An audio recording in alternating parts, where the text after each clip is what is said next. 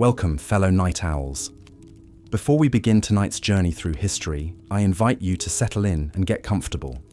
Whether you're lying in bed with the lights low or listening quietly from a favorite chair, let this be your time to unwind. Take a deep breath, relax your shoulders, and let the day slowly drift away. In this video, we'll explore what life was like during the slow and quiet collapse of the Western Roman Empire. Not from the perspective of emperors and generals, but through the eyes of everyday people who lived through it. Their world was changing, sometimes in ways so subtle they barely noticed. And now, centuries later, we'll follow their footsteps, with calm narration to help lull your mind into rest.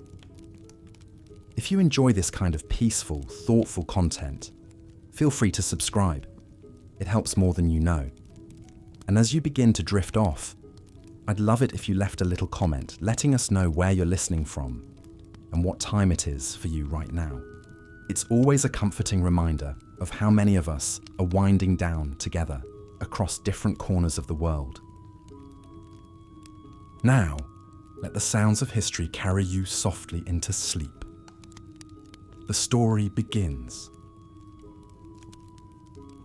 As the Western Roman Empire entered its final century of existence, life for its citizens had become a far cry from the splendor and stability enjoyed during the Pax Romana of the 1st and 2nd centuries AD. Gone were the days of effortless travel along well-maintained roads stretching from Britannia to Egypt. The grand temples, bathhouses, and forums that had once bustled with activity now fell into disrepair as the empire's coffers ran dry.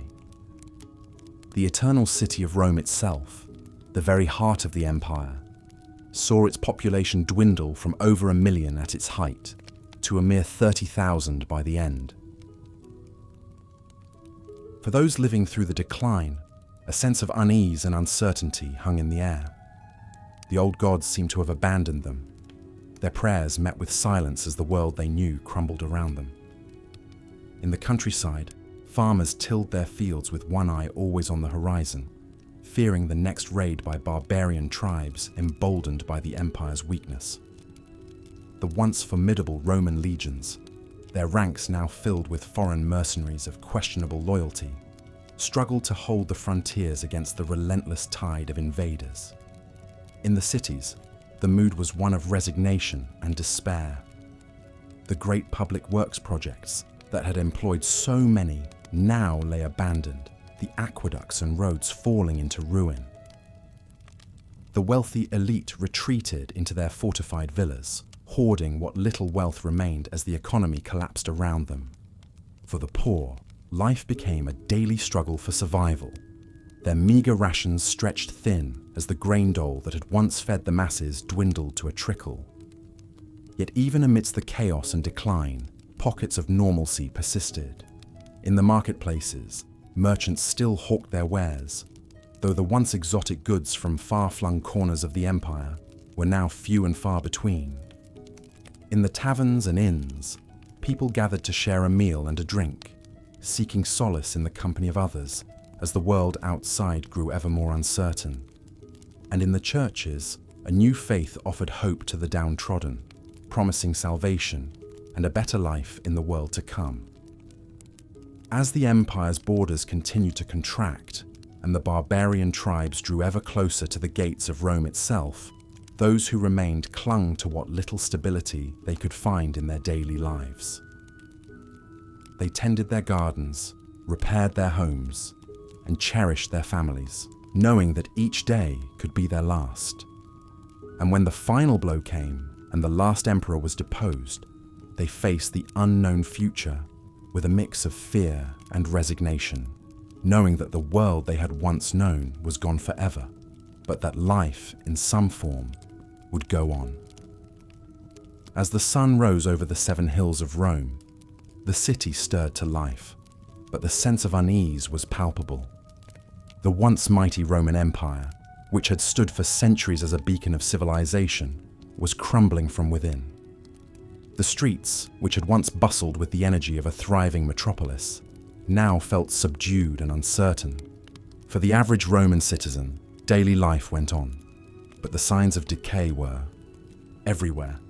The grand public works and monuments that had symbolized Rome's power and glory were falling into disrepair. The aqueducts, which had once provided the city with a steady supply of fresh water, were now leaking and unreliable. The great public baths, where Romans had once gathered to socialize and relax, were now overcrowded and poorly maintained. The city's economy was also in shambles. The once thriving trade networks that had brought wealth and prosperity to Rome were now disrupted by barbarian invasions and political instability. Merchants struggled to bring in goods from the far reaches of the empire, and prices for everyday necessities skyrocketed. The poor and middle class found it increasingly difficult to make ends meet. Despite the hardships, Romans tried to maintain some semblance of normalcy. Families still gathered for meals, sharing what meager rations they could afford. Children still played in the streets, their laughter a temporary respite from the gloom that hung over the city. In the evenings, people still sought entertainment at the theatre or the chariot races, though the spectacles were a far cry from the lavish productions of Rome's golden age. In the halls of power, the mood was even more somber. The once mighty Roman Senate, which had guided the empire through countless crises, now seemed helpless in the face of the mounting challenges. Emperors came and went with alarming frequency, often meeting violent ends at the hands of rival factions or their own guards. The Praetorian Guard, once the loyal protectors of the emperor, now wielded their power for their own gain, selling their allegiance to the highest bidder. As the empire's borders crumbled and the barbarian hordes drew ever closer, the people of Rome could only watch and wait, hoping against hope that their once great civilization could weather the storm.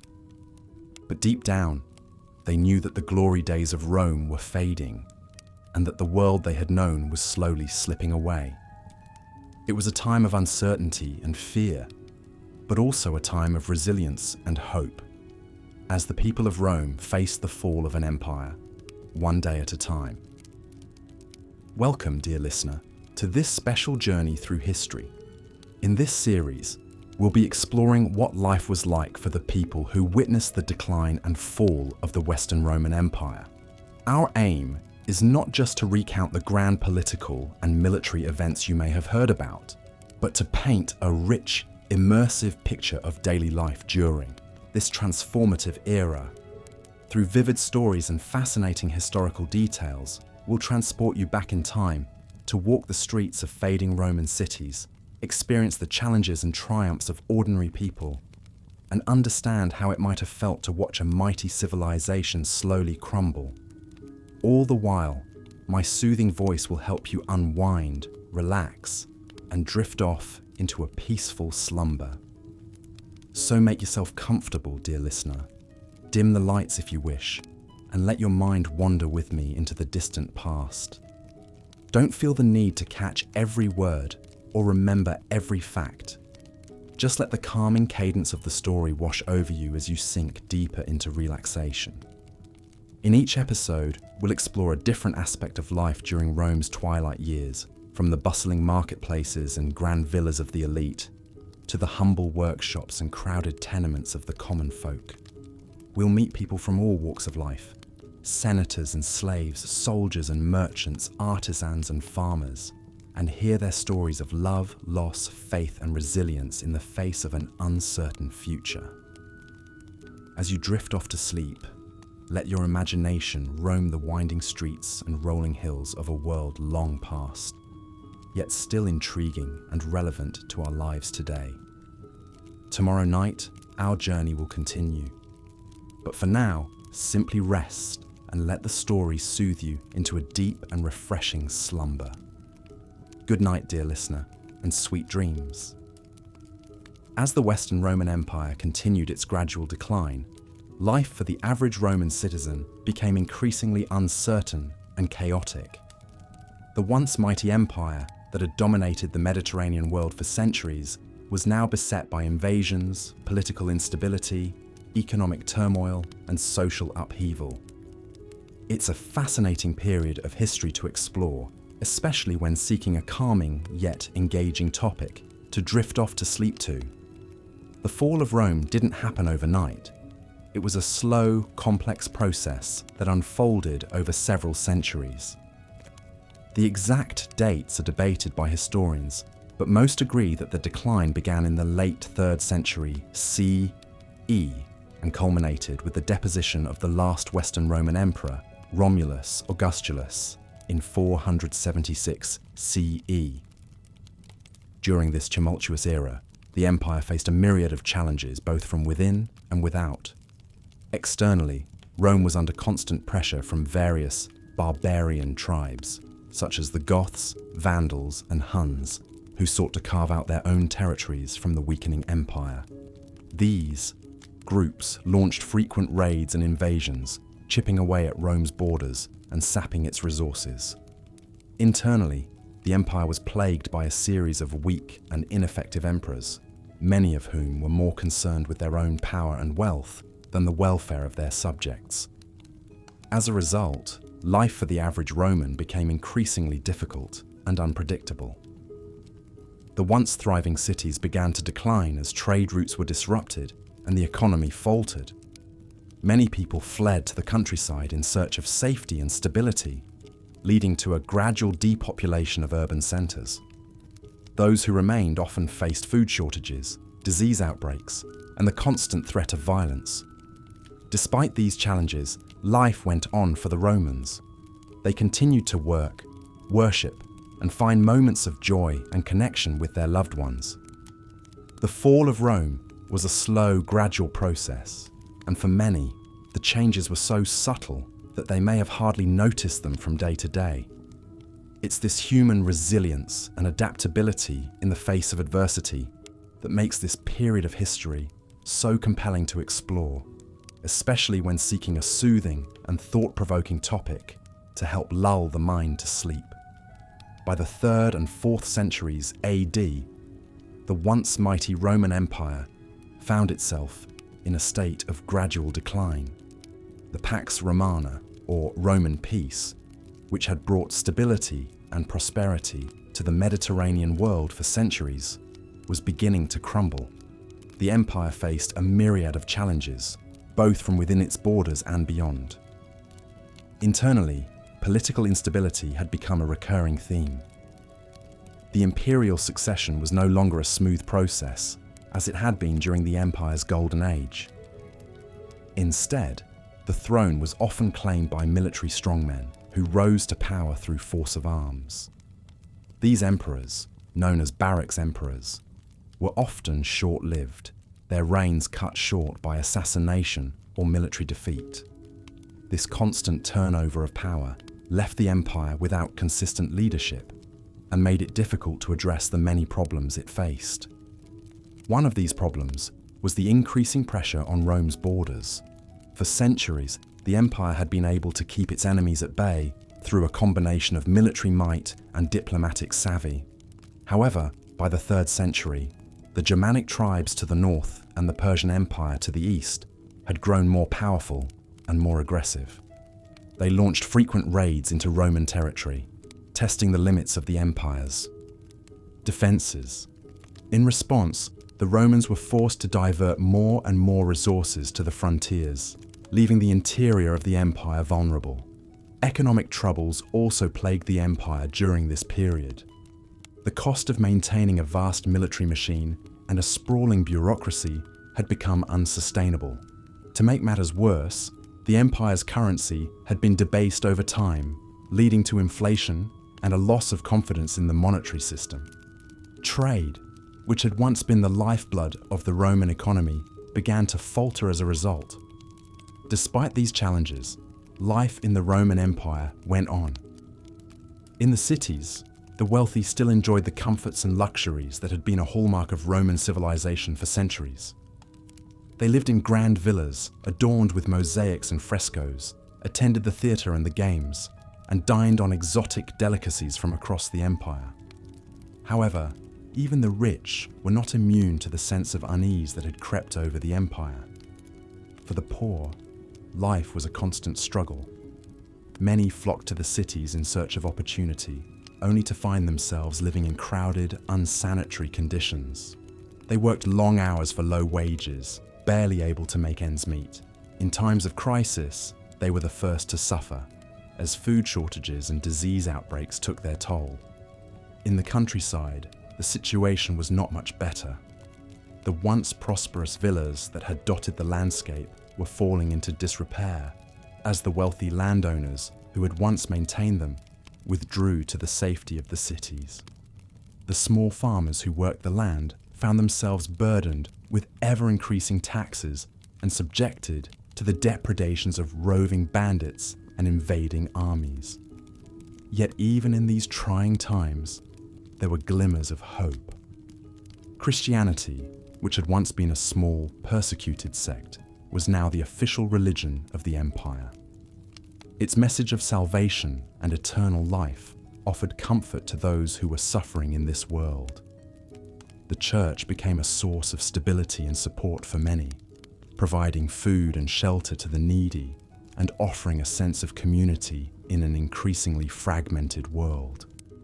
As the 4th century dawned, the Roman Empire was a shadow of its former self.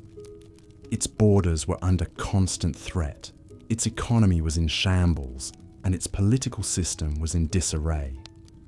Yet the empire had endured crises before and had always managed to bounce back. The question was whether it could do so again, or whether the challenges it faced. This time was simply too great to overcome. Only time would tell. As the Western Roman Empire entered its final decades, political instability and economic woes became the norm. The once mighty empire found itself beset by a revolving door of emperors, with army generals and powerful nobles vying for control in an endless cycle of intrigue and betrayal. Emperors would rise to power only to be deposed or assassinated within a few short years, or even months.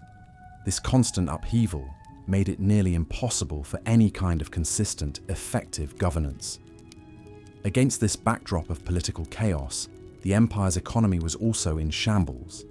Heavy taxation, needed to fund the bloated bureaucracy and constant military campaigns, placed a tremendous burden on the common people.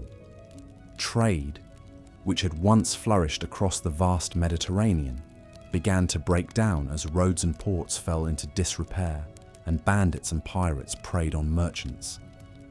The silver and gold content of Roman coins was gradually reduced to fund government spending, leading to rampant inflation. Once prosperous cities began to shrink as people fled to the countryside to escape the high cost of living and urban decay. The hardships of this era fell particularly hard on the poorest Romans. While the wealthy elite could retreat to their lavish villas and insulate themselves from the worst of the troubles, common folk struggled to make ends meet. Many became destitute and relied on the charity of the church or the dwindling bread dole to survive. Some abandoned their farms and joined the swelling ranks of the unemployed in cities, hoping for any scrap of work. The economic inequality between rich and poor grew into a yawning chasm. Yet even as their world crumbled around them, Romans strove to maintain some semblance of normalcy. The games at the Colosseum, though a shadow of their former glory, still drew crowds. Senators still met and debated, even as their authority dwindled. Priests and bishops still tended their flocks, offering both spiritual guidance and worldly aid.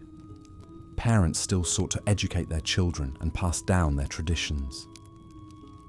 Life went on, but the stress and strain were unmistakable. The once unshakable foundations of Roman society were cracking, eroded by years of mismanagement and misfortune. The fall was coming, and on some level everyone knew it, even if they tried to deny it. The halcyon days of Rome's golden age were fading into memory, replaced by an uncertain and tumultuous new era. As the Western Roman Empire continued its gradual decline, the threats from foreign invaders only grew more dire with each passing year. Tribes that had long lived on the fringes of the empire, held at bay by the might of Rome's legions, now sensed weakness. They began to test the borders, probing for gaps in defences and opportunities to strike. The Visigoths, a Germanic people who had clashed with Rome for centuries, were among the first to take advantage of the empire's vulnerability. In the year 410, they launched a daring assault on the city of Rome itself, breaching its walls and subjecting its inhabitants to 3 days of looting and terror. Though they eventually withdrew, their incursions sent shockwaves throughout the empire and marked a grim turning point. The Eternal City was no longer inviolable. Other tribes soon followed the Visigoths' lead. The Vandals, originally from Eastern Europe, swept through Gaul and Iberia before crossing into North Africa, where they established their own kingdom, centered on the great city of Carthage. Their most audacious attack came in 455, when they sailed up the Tiber and sacked Rome, stripping it of its wealth and captives. To the north, the Franks, Alemanni, and Burgundians carved out their own territories from the carcass of Rome's European provinces.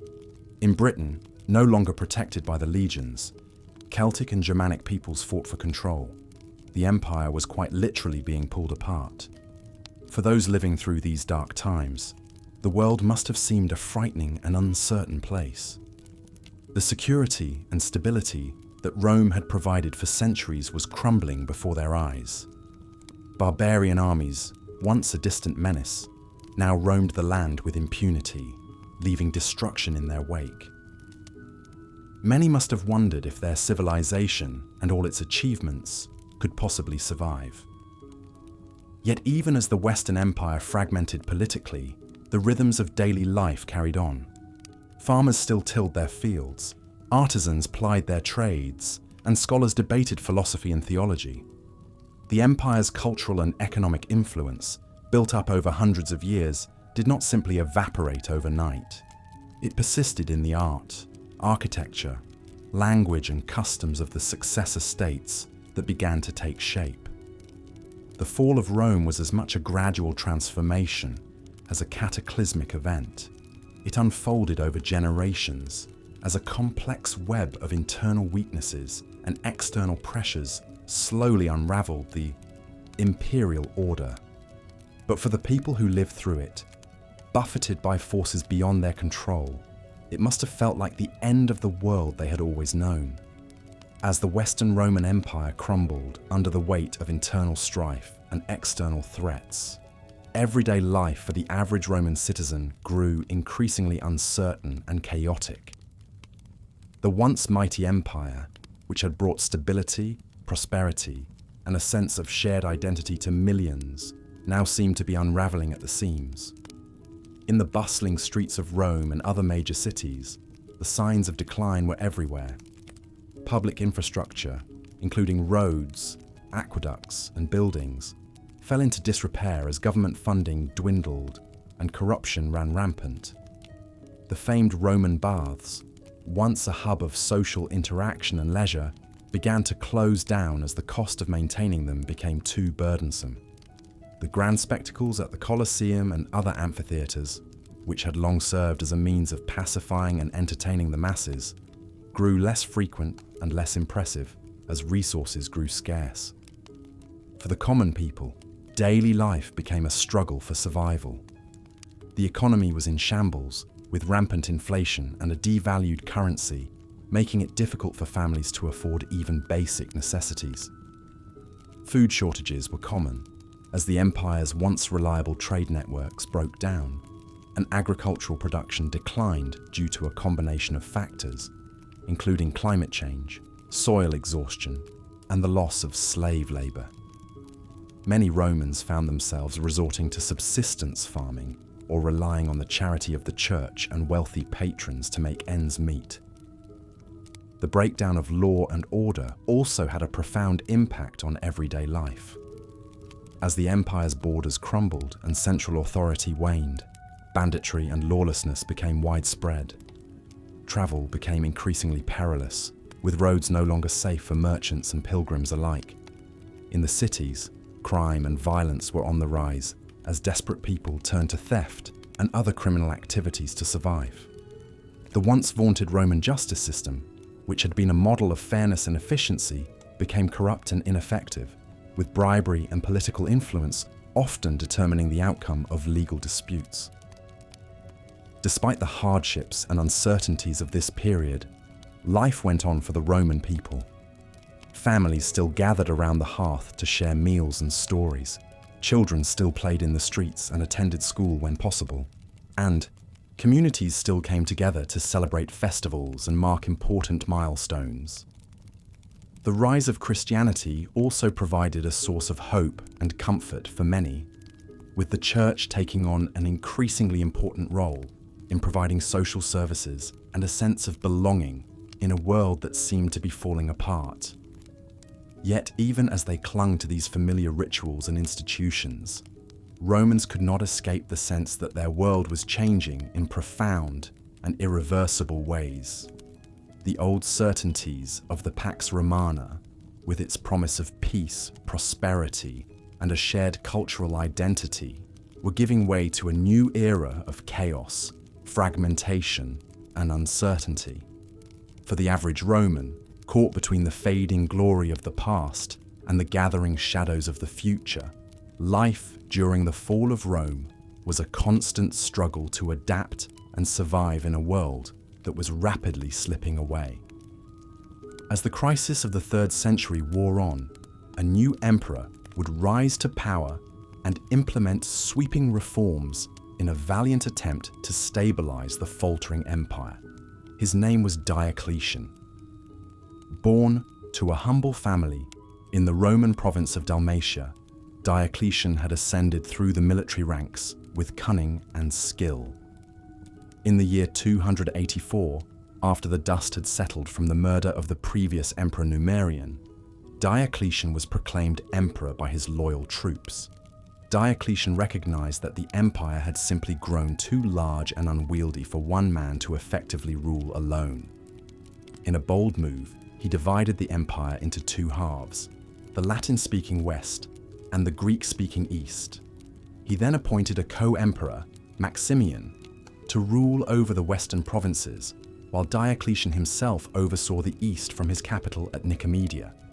This system, known as the Tetrarchy, or Rule of Four, was further refined in 293 when each emperor took on a junior co-emperor, or Caesar, as an apprentice and successor. The empire was now divided into 4 realms, with 4 emperors sharing power and responsibility. Diocletian hoped that this division would make the empire more manageable and allow for smoother transitions of power. No longer would the death of an emperor plunge the empire into chaos and civil war, as rival claimants fought for the throne. Diocletian also sought to address the economic woes that had long plagued the empire. He attempted to curb inflation by issuing the Edict on Maximum Prices in 301, which set fixed prices for a wide range of goods and services. Though well-intentioned, this edict proved largely unenforceable and ultimately ineffective at halting the empire's economic decline. In matters of religion, Diocletian was a staunch traditionalist. He viewed the rise of Christianity as a threat to Rome's ancestral pagan religion and to the very stability of the empire itself. In 303, he issued a series of edicts ordering the destruction of Christian scriptures and churches and decreeing that Christians must make sacrifices to the Roman gods or face imprisonment and execution. This great persecution, as it came to be known, would be the last and most severe persecution of Christians in the Roman Empire. After a 20-year reign, Diocletian made the stunning decision to voluntarily abdicate the throne in 305, retiring to his palace in Split on the Dalmatian coast. He thus became the first Roman emperor to ever resign the purple willingly. His elaborate palace, much of which still stands today, was a fitting reward for a man who had dedicated his life to the service and preservation of the empire. Yet for all his efforts, Diocletian's reforms would ultimately prove insufficient to reverse the empire's declining fortunes. The tetrarchy collapsed soon after his abdication, consumed by the same rivalries and power struggles it was meant to prevent. The empire itself would endure for another century in the west and another millennium in the east, but its glory days were now behind it. Diocletian's reign marked the beginning of the end for the once indomitable Roman Empire. As the Western Roman Empire entered the 5th century AD, it was a mere shadow of its former glory. Decades of invasions, political instability, economic decline, and over-reliance on barbarian mercenaries had left Rome vulnerable. The Eternal City itself had not been sacked by a foreign enemy in almost 800 years, not since the Gauls breached its gates in 390 BC. But that was all about to change. In the year 410, the unthinkable happened. An army of Visigoths, led by their king Alaric, laid siege to Rome and ultimately captured and looted the capital of the once mighty empire. This event sent shockwaves throughout the ancient world and has been seen by many historians as a major catalyst in the fall of the Western Roman Empire. The Visigoths were a Germanic people who had long been thorns in the side of Rome.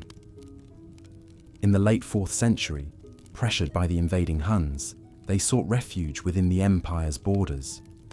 The Romans allowed them to settle on the condition that they provide soldiers for the imperial army. However, they were often treated poorly, denied the payment and supplies they were promised. Alaric himself had previously been a commander in the Roman military, but now felt betrayed. Tensions boiled over in the early 400s AD, as the Visigoths, with Alaric now as their king, went on the warpath. They rampaged through the Balkans and then set their sights on Italy itself. In 408, Alaric's forces laid siege to Rome, cutting off the food supply to the city. The Senate, with no other options, was forced to pay a hefty ransom, including £5,000 of gold, £30,000 of silver, and 4,000 silken tunics to lift the siege. But it was only a temporary reprieve. Political machinations in Ravenna, the seat of the Western Emperor Honorius, led to the massacre of Goths in the Roman military and the families of Gothic Federati, allied troops.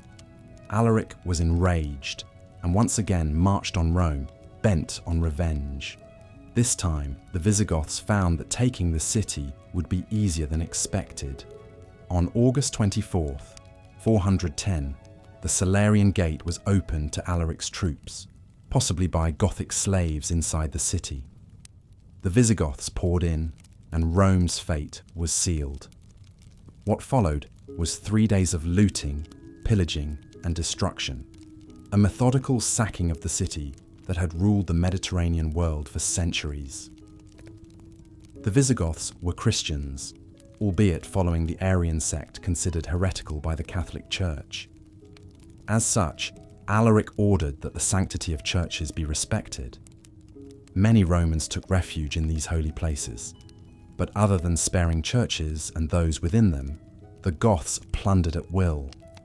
They stripped temples and public buildings of their valuables. They ransacked private homes, taking not only riches, but also people as slaves. Priceless works of art were destroyed or melted down. The very psychological impact on the Romans, who considered their city divinely protected, was immense. The sack of 410 was nonetheless restrained by the standards of the ancient world. There was not a mass slaughter of the inhabitants. Certain parts of the city were burned, but it was not razed to the ground.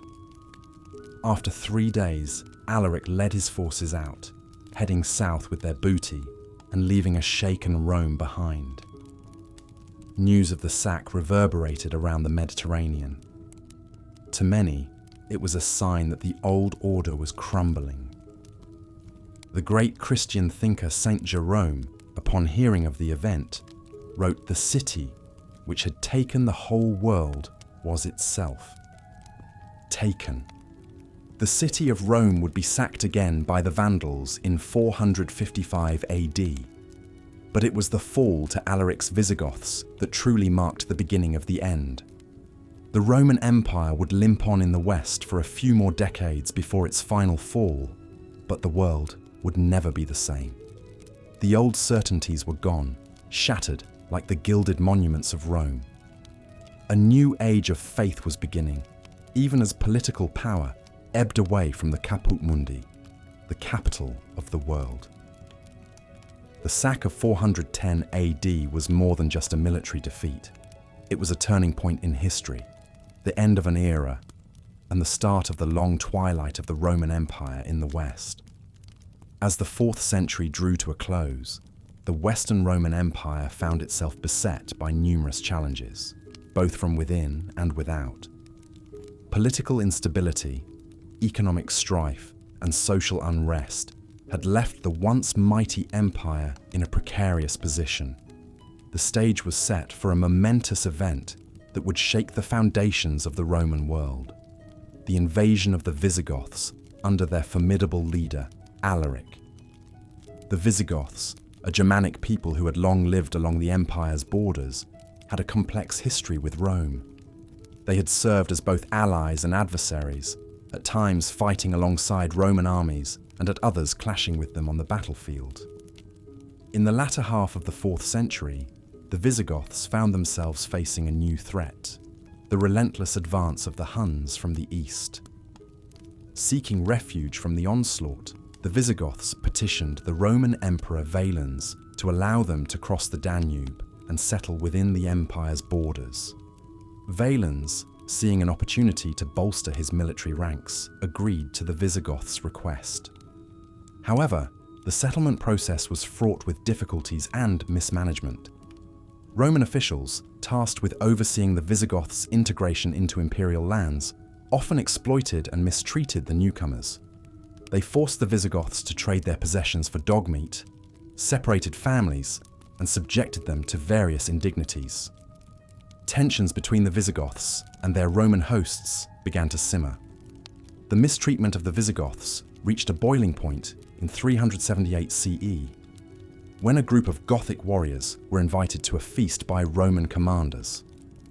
What was meant to be a diplomatic gesture turned into a massacre, as the Romans attacked and killed the unsuspecting Goths.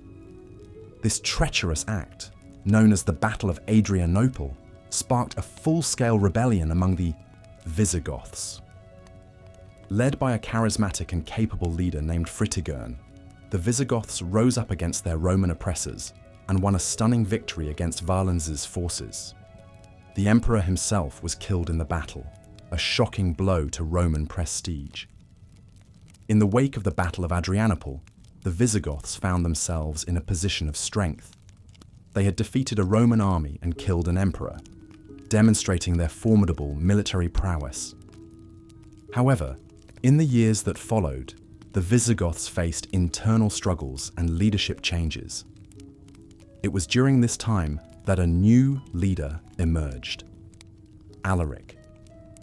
Alaric, who had once served in the Roman army, was a cunning and ambitious man. He saw in the Visigoths' recent successes an opportunity to carve out a place for his people within the Roman Empire. In 395 CE, Alaric was elected king of the Visigoths, and he immediately set about consolidating his power and planning his next moves. Under Alaric's leadership, the Visigoths began a series of campaigns that would take them deep into the heart of the Western Roman Empire. They ravaged the Balkans and Greece, leaving a trail of destruction in their wake. Alaric's ultimate goal, however, was the city of Rome itself. He saw the conquest of the Eternal City as the key to securing a permanent home for his people and achieving lasting glory. As the 5th century dawned, the stage was set for a confrontation between Alaric's Visigoths and the forces of the Western Roman Empire. The events that would unfold in the coming years would forever change the course of European history and hasten the fall of one of the greatest empires the world had ever known.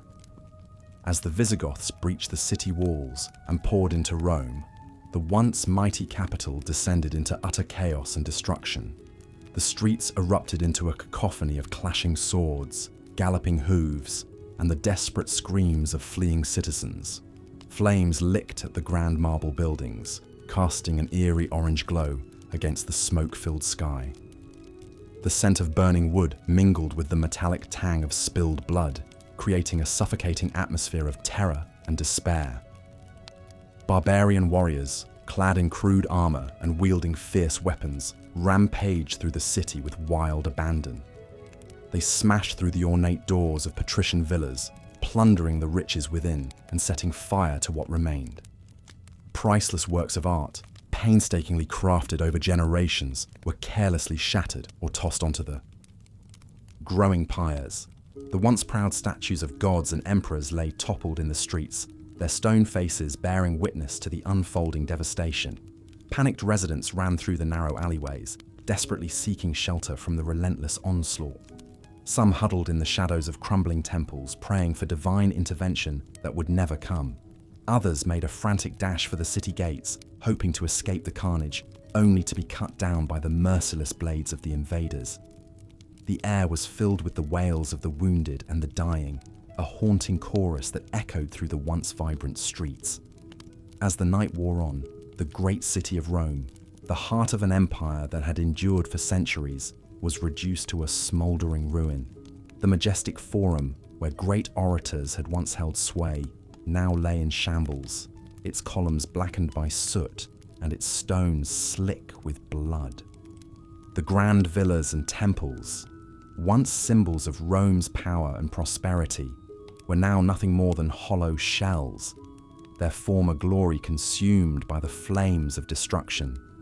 In the midst of this apocalyptic scene, the Visigoths reveled in their victory, their savage laughter ringing out amidst the crackling of the fires. They had brought the mighty Roman Empire to its knees, and now the spoils of war were theirs for the taking.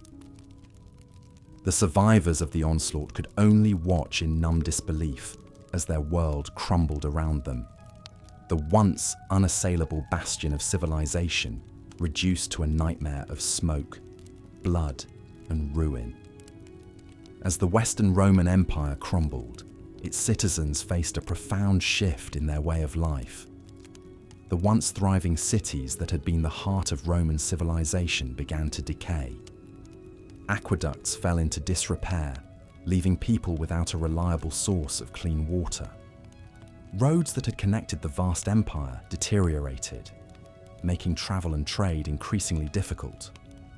The grand public buildings and temples that had stood as symbols of Rome's power and prestige now lay in ruins, a haunting reminder of a glorious past that would never return. For the average Roman citizen, daily life became a struggle for survival. With the collapse of the economy and the breakdown of social order, many were left without work or a stable source of income. Some turned to farming in a desperate attempt to feed their families, while others resorted to begging or thievery. The once vibrant markets and shops that had filled the cities grew quiet, their shelves bare and their owners long gone.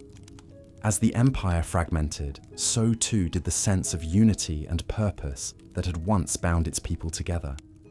Romans who had taken great pride in their citizenship and their place in the world now found themselves adrift, uncertain of their identity and their future.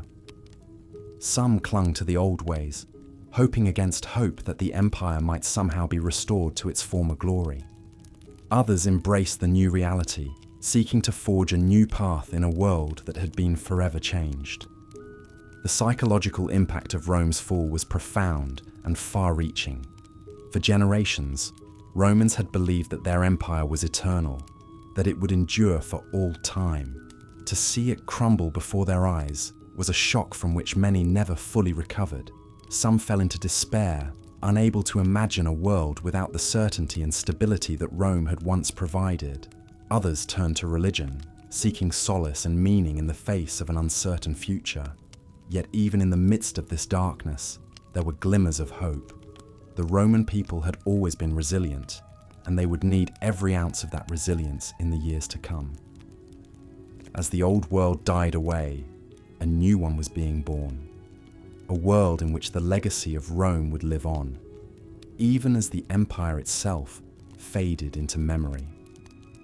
It would be a long and difficult journey, but the Roman people would endure, as they always had, and in time, they would find their way forward into a new and uncharted future. As the Visigoths breached the city walls, panic swept through the streets of Rome like a raging wildfire. Amid the chaos, a noble Roman family huddled together in their lavish domus, the sounds of destruction growing ever closer. Quintus, the family patriarch, had seen the warning signs for years: the weakening of the legions, the crumbling economy, the corrupt politicians, but even he couldn't have predicted the sheer brutality of the sack. His wife, Claudia, clutched their 2 young children close to her chest, whispering prayers to the gods for protection. The family's loyal slaves bustled about, hastily packing valuables and provisions, unsure of what fate awaited them all. Quintus had always prided himself on his lineage, tracing his ancestors back to the days of the Republic. But now, as the screams of his fellow Romans echoed through the streets, he realized that blood meant little in the face of such unrelenting barbarism. As the Visigoths drew nearer, Quintus made a decision. He ordered his family and slaves to gather only what they could carry and to flee the city under the cover of darkness. It pained him to abandon the home that had been in his family for generations, the beautifully frescoed walls and the meticulously tended gardens, but he knew that their lives were far more precious than any material possessions. The family slipped out into the night, their hearts heavy with the weight of uncertainty. They joined the throngs of other Romans desperately seeking escape, the once proud citizens reduced to mere refugees in their own homeland. Quintus couldn't help but think of the mighty emperors of old, the ones who had expanded Rome's reach to the far corners of the known world. What would they think, he wondered, if they could see their beloved city now, brought to its knees by the very barbarians it had once conquered? As they made their way through the winding streets, the family witnessed scenes of unspeakable horror. The Visigoths showed no mercy, slaughtering men, women, and children alike, their swords and axes glinting in the flickering light of the burning buildings. Quintus shielded his children's eyes, trying to spare them from the worst of the carnage.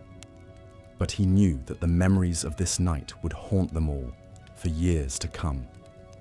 Finally, after what felt like an eternity, the family reached the city gates. They joined the mass exodus of Romans fleeing into the countryside, their once proud city now little more than a smouldering ruin behind them.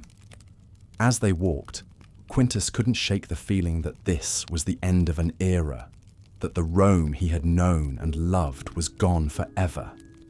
He glanced back one last time, his eyes filled with tears, before turning his face towards an uncertain future, one in which the mighty Roman Empire was no longer the master of the known world.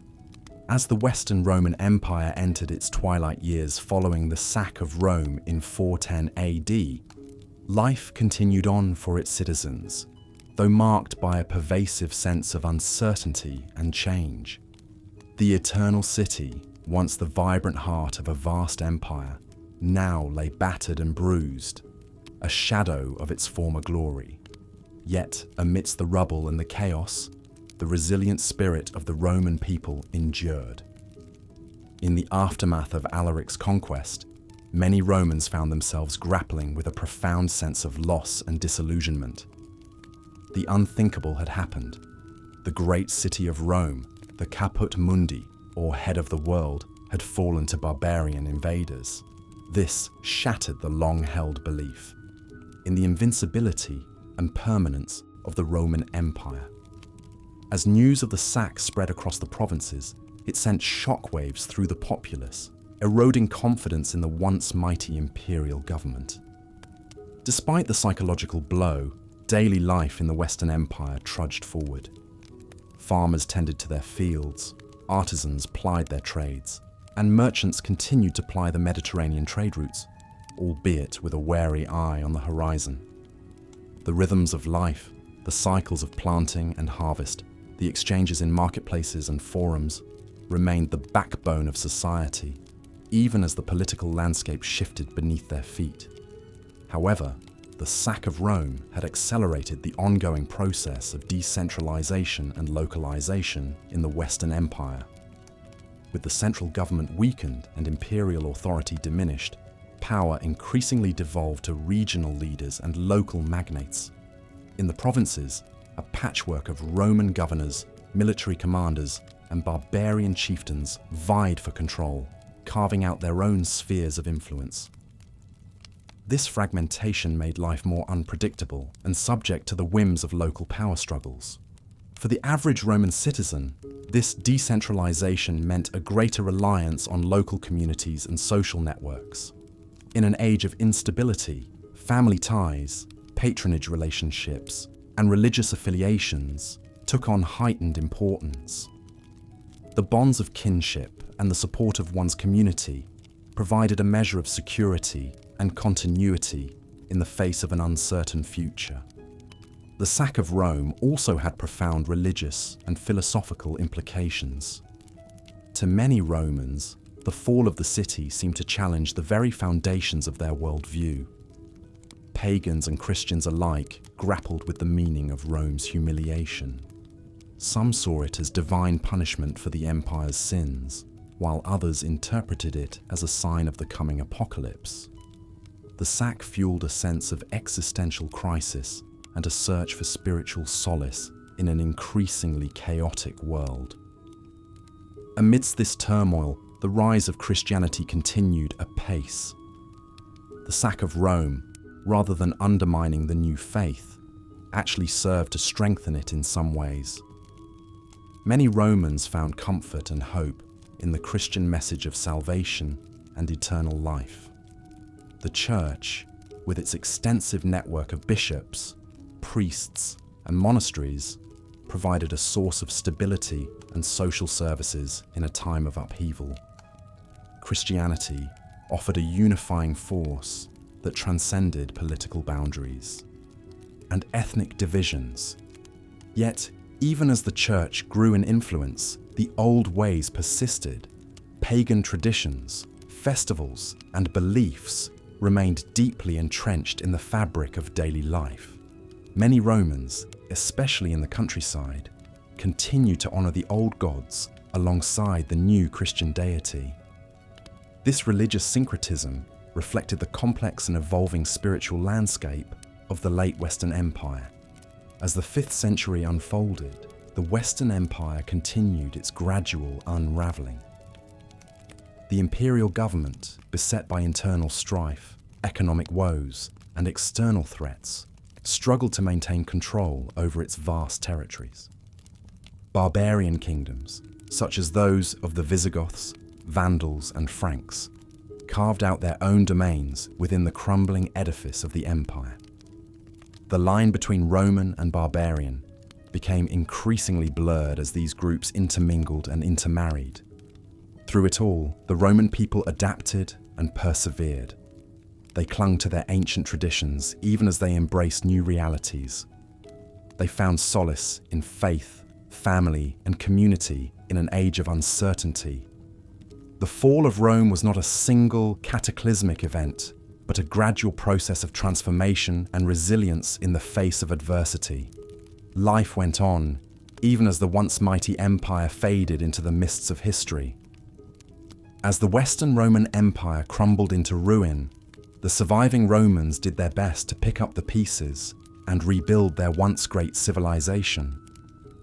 It was a daunting task, to be sure. The magnificent cities that had been the jewels of the empire now lay in various states of destruction and disrepair. The grand Roman road system, the very circulatory system of the empire, had deteriorated after years of neglect and warfare. Trade routes were disrupted, and the economy was in shambles. But the Romans were nothing if not resilient. They had bounced back from setbacks many times before in their long history. Slowly but surely, they began the arduous process of recovery and reconstruction. In the cities, rubble was cleared away, and new, more modest buildings rose from the ashes of the old. The aqueducts and other vital infrastructure were repaired, as well as could be managed with limited resources. In the countryside, farmers returned to their fields, many of which had been abandoned or destroyed during the chaos. They planted new crops and worked to restore agricultural productivity, knowing that a stable food supply would be crucial for the survival and regrowth of Roman society. Artisans and craftsmen, too, set about practicing their trades once more, creating the everyday items needed to sustain life and perhaps recapture a glimmer of Rome's former glory. The attempt to rebuild was not just physical, but also social and political. With the collapse of centralized authority, local leaders and communities had to step up and fill the void. They worked to maintain order, dispense justice, and provide for the common defense as best they could. The Christian Church also played an increasingly important role, offering spiritual guidance and material aid to the struggling populace. It was a time of trial and hardship, to be sure. The road to recovery was long and fraught with setbacks. Progress was slow, and life was far from easy. Many of the achievements and comforts of the past were now but distant memories. Yet through it all, the Romans persevered with the tenacity and determination that had made them great in the first place. Though their world had changed irrevocably, they adapted and carried on, rebuilding both their cities and their lives in the face of adversity. As the Western Roman Empire entered its twilight years in the 5th century AD, the once ironclad political and military control emanating from the capital city began to falter and fade. The emperors in Rome found their grip on power weakening with each passing year, as did their ability to project military might across the far-flung reaches of the empire. Distant frontier provinces that had long relied on the protection of the Roman legions increasingly found themselves left to their own devices. The formidable Roman armies, which had for centuries defended the empire's borders against barbarian incursions, were gradually withdrawn or disbanded as the imperial coffers ran dry and political will waned. This left many outlying regions vulnerable to attack and invasion by the very tribal peoples the legions had once held at bay. Goths, Vandals, Franks, and other groups sensed the empire's vulnerability and pressed at its weakening defenses, carving out their own kingdoms from Roman lands. Back in Rome and other major cities, the decline of central authority manifested in a breakdown of law and order. The once omnipresent Roman bureaucracy, which had efficiently administered the empire at its height, grew increasingly dysfunctional and corrupt. Basic services faltered, infrastructure crumbled, and the old Roman aristocracy fell into infighting as each vied for wealth and influence. Amid the chaos, for the average Roman citizen, this erosion of political stability and military protection from the capital meant a future that seemed ever more uncertain. The Pax Romana that had ensured centuries of relative peace and prosperity was quickly becoming a fading memory. In its place loomed an unsettling new reality in which banditry, famine, disease, and the depredations of foreign invaders became all too commonplace. As the empire fragmented politically and its borders dissolved, many Romans found themselves living in a world that would have been unrecognizable to their forebears. The old verities and assumptions were crumbling away, and the once unassailable idea of Rome's eternal greatness was increasingly relegated to a fast receding past. In this new age of uncertainty, self-reliance and localized power structures filled the void left by the diminishing reach of the imperial capital. As the Western Roman Empire crumbled, its cultural and religious foundations were also shifting. One of the most significant changes was the rise of Christianity, which would come to dominate the spiritual landscape of Europe for centuries to come. Christianity had begun as a small persecuted sect in the early days of the Roman Empire, but by the 4th century, it had grown to become the official religion of the state. The Emperor Constantine's conversion to Christianity in 312 AD was a turning point. He legalized the religion and even sponsored the construction of grand churches like the original St. Peter's Basilica in Rome. As Christianity spread, it began to replace the traditional Roman pantheon of gods. The old temples fell into disuse or were converted into churches. Pagan festivals were supplanted by Christian holy days. Even the Roman aristocracy, once staunch defenders of the old ways, began to embrace the new faith. But this religious transformation was not without conflict. The rise of powerful bishops and competing doctrinal views led to heated theological debates and even occasional violence. Heretical sects like the Arians and the Donatists challenged orthodox beliefs and vied for supremacy. Amidst this turmoil, however, Christianity also provided a sense of unity and continuity as the political structures of the Western Empire collapsed. The Church became a source of stability, offering spiritual comfort, social services, and even political leadership in some cases. Monks and nuns, living in isolated monasteries, preserved classical learning, and kept the flame of literacy alive during the coming Dark Ages. The cultural impact of Christianity extended beyond the religious sphere. Christian values and themes began to permeate art, literature, and music. The Church commissioned grand works of architecture and sponsored the production of illuminated manuscripts. At the same time, classical learning and pagan philosophy were increasingly viewed through a Christian lens, leading to a unique synthesis of old and new ideas. As the Western Roman Empire breathed its last, the rise of Christianity represented a profound shift in the cultural and religious landscape. It was a transformation that would shape the course of European history for centuries to come, even as the political and social structures of the ancient world crumbled into dust.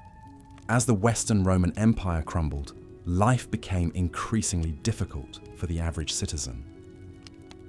The experience of one Roman tradesman exemplifies the challenges faced by many during this tumultuous period. Marcus Valerius Priscus was a skilled metalworker living in a modest apartment above his workshop in the heart of Rome.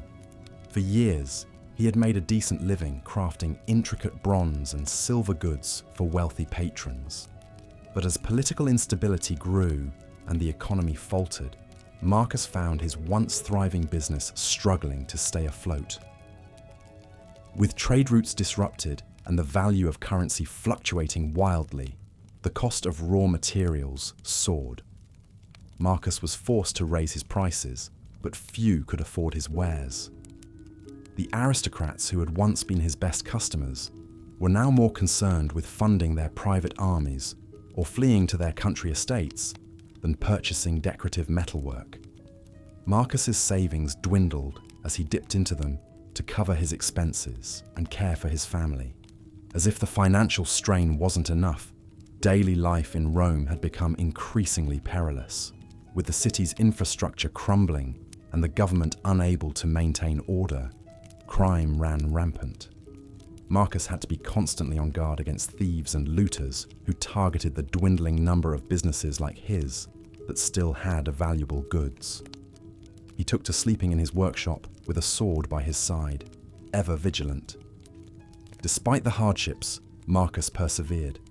He adapted his craft, focusing on practical items like kitchen utensils and tools that people still needed, even in hard times. He bartered his skills for food and other essentials when coin was scarce. And he found solace in the support of his fellow tradesmen who banded together to protect one another and share resources. Marcus's story was not unique. Across the Western Empire, artisans, merchants, and laborers faced similar challenges as the world they knew crumbled around them. They endured not only economic hardship, but also the psychological toll of watching their once great civilization slowly decay. Yet, in the face of adversity, many like Marcus found the resilience to carry on. Their determination a testament to the indomitable human spirit that would help society eventually rebuild from the ashes of Rome. As the Western Roman Empire entered its final century, the disintegration of Roman authority became increasingly apparent. The once mighty empire, which had held sway over much of Europe, North Africa, and the Middle East, found itself beset by a myriad of challenges that chipped away at its power and prestige. One of the most significant factors in this decline was the growing weakness of the central government in Rome. Emperors during this period were often short-lived, with many falling victim to assassination, usurpation, or military defeat. This constant turnover at the top made it difficult for any one ruler to effectively govern the vast empire and address the many problems it faced. The lack of strong, stable leadership was exacerbated by the increasing power of regional commanders and officials.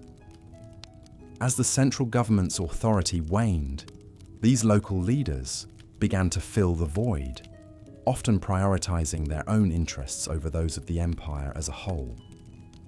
This led to a fragmentation of power, with various regions and provinces operating semi-autonomously, further weakening the cohesion of the empire.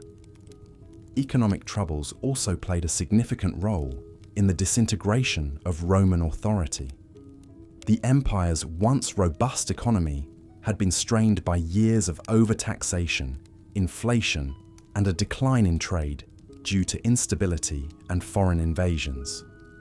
The debasement of Roman currency, a practice used by emperors to finance their military campaigns and lavish spending, led to rampant inflation and a loss of confidence in the monetary system. As economic conditions deteriorated, so too did the living standards of the Roman populace. Many citizens found themselves struggling to make ends meet, leading to widespread poverty and discontent. This, in turn, fueled unrest and rebellion, as people lost faith in the ability of the imperial government to provide for their needs and ensure their well-being. The weakening of Roman authority was also evident in the empire's inability to effectively defend its borders. As the Western Empire's military strength diminished, it became increasingly vulnerable to invasions by neighboring tribes and kingdoms. The once formidable Roman legions, which had conquered and held vast territories for centuries, were now stretched thin and often unable to repel the incursions of the Germanic tribes, the Huns, and other external threats. The failure to secure the frontiers had far-reaching consequences for the empire. Not only did it lead to the loss of territory and resources, but it also contributed to a sense of insecurity and fear among the populace. As news of barbarian raids and conquests spread, many Romans began to lose confidence in the ability of the imperial government to protect them, further eroding the authority of the state. In addition to these external pressures, the Western Roman Empire also faced significant internal challenges. Religious tensions, particularly between Christians and pagans, as well as doctrinal disputes within the Christian church itself, often led to social and political divisions. These conflicts not only undermined the unity of the empire, but also diverted attention and resources away from addressing the more pressing issues of governance and defense. As the Western Empire entered its final decades, the disintegration of Roman authority had become all but irreversible. The once mighty civilization, which had dominated the Mediterranean world for centuries, was now a shadow of its former self. The central government in Rome, weakened by political instability, economic troubles, and military defeats, found itself increasingly unable to assert its control over the far-flung reaches of the empire. In the end, the fall of the Western Roman Empire was not the result of a single, catastrophic event, but rather the culmination of a long process of decline and disintegration. The gradual erosion of Roman authority, driven by a complex interplay of political, economic, military, and social factors, had left the once great empire vulnerable to the forces that would ultimately bring about its demise. As the last emperors of the West clung to their thrones, the world around them was changing rapidly. The old order, which had seemed so secure and enduring for centuries, was crumbling, giving way to a new era of uncertainty and transformation. For the people living through these tumultuous times, the disintegration of Roman authority was not just a political or military reality, but a profound and deeply felt experience that would shape the course of their lives and the future of the Western world. As the Western Roman Empire continued its inexorable decline, the once mighty civilization lost more and more of its territory to encroaching barbarian kingdoms. Lands that had been under Roman control for centuries fell like dominoes, piece by piece, into the hands of various Germanic tribes. The Visigoths, who had famously sacked Rome itself in 410 AD, came to control much of Hispania, the Roman province that would later become Spain and Portugal. Under their king Euric, who ruled from 466 to 484, the Visigoths expanded their holdings into Gaul, seizing most of the region of Aquitaine in the southwest of modern France. To the north, the Franks, who would eventually establish the powerful Merovingian dynasty, conquered the Roman province of Gaul. Led by their legendary king Clovis I in the late 5th century, the Franks defeated the last Roman armies in Gaul and united the territory under their rule. This marked the beginning of what would evolve into the Kingdom of France. Across the Channel in Britain, which had been part of the Roman Empire since the 1st century AD, the legions had withdrawn around 410 to focus on protecting Rome itself. In the ensuing power vacuum, the Romano-British leaders struggled to fend off invasions by the Picts and Scots. According to legend, they invited the Germanic Angles and Saxons as mercenaries to help defend the island, but these tribes soon established their own kingdoms. Thus began the gradual transformation of Britannia into England, named after the Angles. In North Africa, the Vandals seized control from the Romans in the early 5th century. They established a powerful kingdom centered on the city of Carthage, once Rome's great rival, and even invaded Italy, sacking Rome in 455 AD. As these and other barbarian kingdoms chipped away at the Western Empire, the Roman borders that had held strong for so long crumbled. The empire lost its most productive lands, the breadbaskets of North Africa, the rich fields of Gaul, the mineral wealth of Hispania and Britannia. Cut off from these vital resources, the city of Rome itself began to wither. Its population, which had peaked at over 1 million during the height of the empire, dwindled to a mere few tens of thousands for the average Roman. Citizen living through these tumultuous times, the world must have seemed to be turning upside down. The once unassailable empire, which had brought peace, prosperity, and stability for centuries, was unraveling before their eyes. The future was uncertain as the glory of Rome faded into memory, and the known world fragmented into a patchwork of barbarian kingdoms. It was truly the end of an era and the beginning of a new uncharted chapter in the history of Western civilization. As the Western Roman Empire entered its twilight years in the early 5th century AD, its once formidable military, the backbone of Roman power and prestige for centuries, found itself in a precarious state.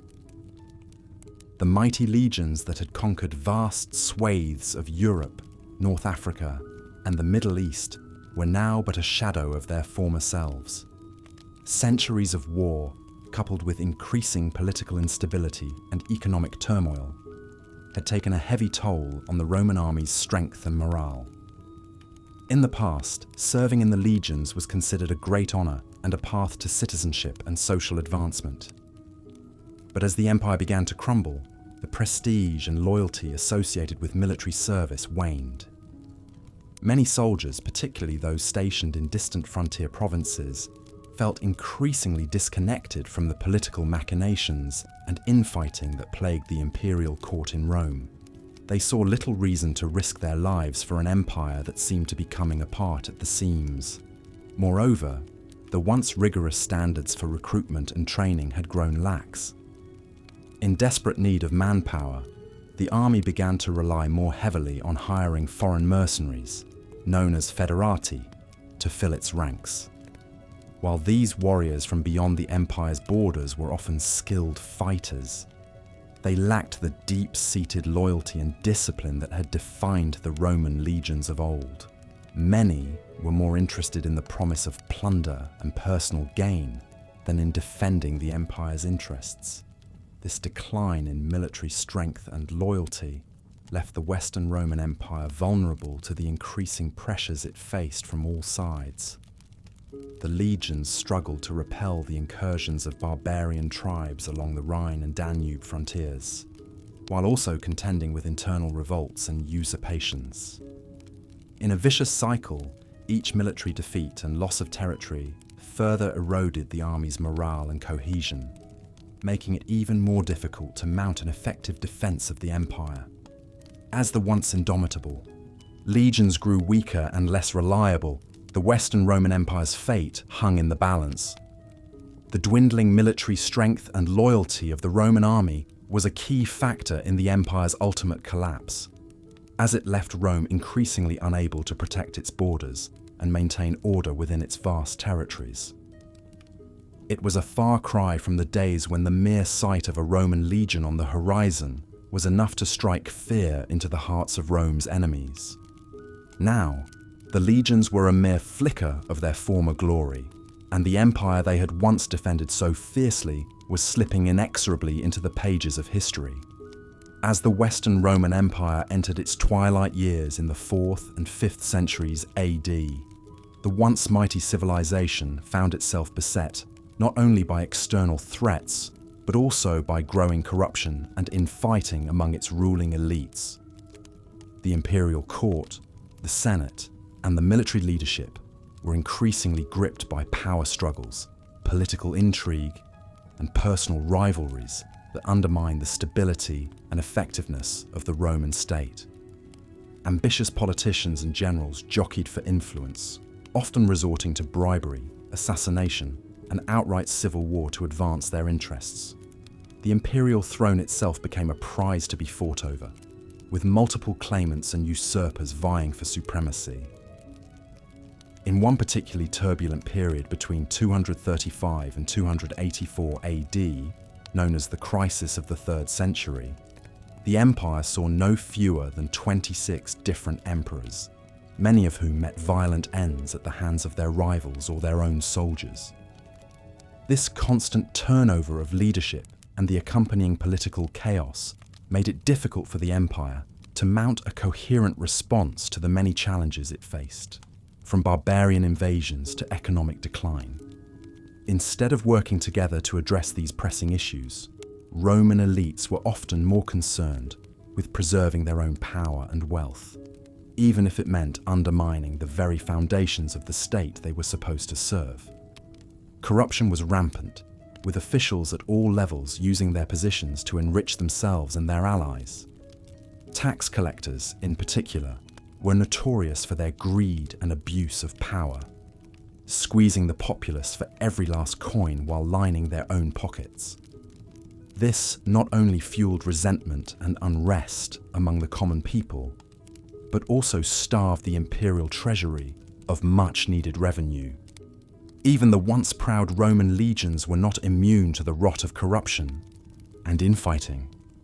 As the empire's borders came under increasing pressure from barbarian incursions, many military leaders prioritized their own ambitions over the defense of the realm. Some even made secret deals with the very enemies they were supposed to be fighting, trading gold and land for temporary truces or personal gain. All of this internal strife and dysfunction severely weakened the Roman state, leaving it ill-equipped to deal with the many external threats it faced.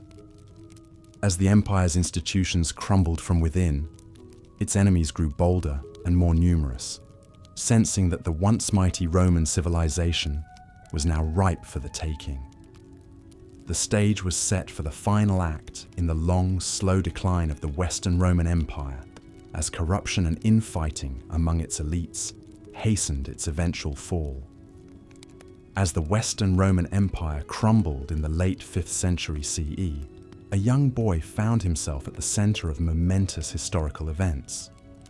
Romulus Augustus, known derisively as Romulus Augustulus, meaning Little Augustus, was born around 460 CE, the son of Orestes, a prominent Roman military commander. Through his father's machinations, Romulus was appointed as Western Roman Emperor in 475 CE, at the tender age of 14 or 15. The boy emperor's rule would prove to be short-lived. Orestes had refused to grant land to Odoacer and his Germanic foederati troops, who had been fighting for Rome as allies.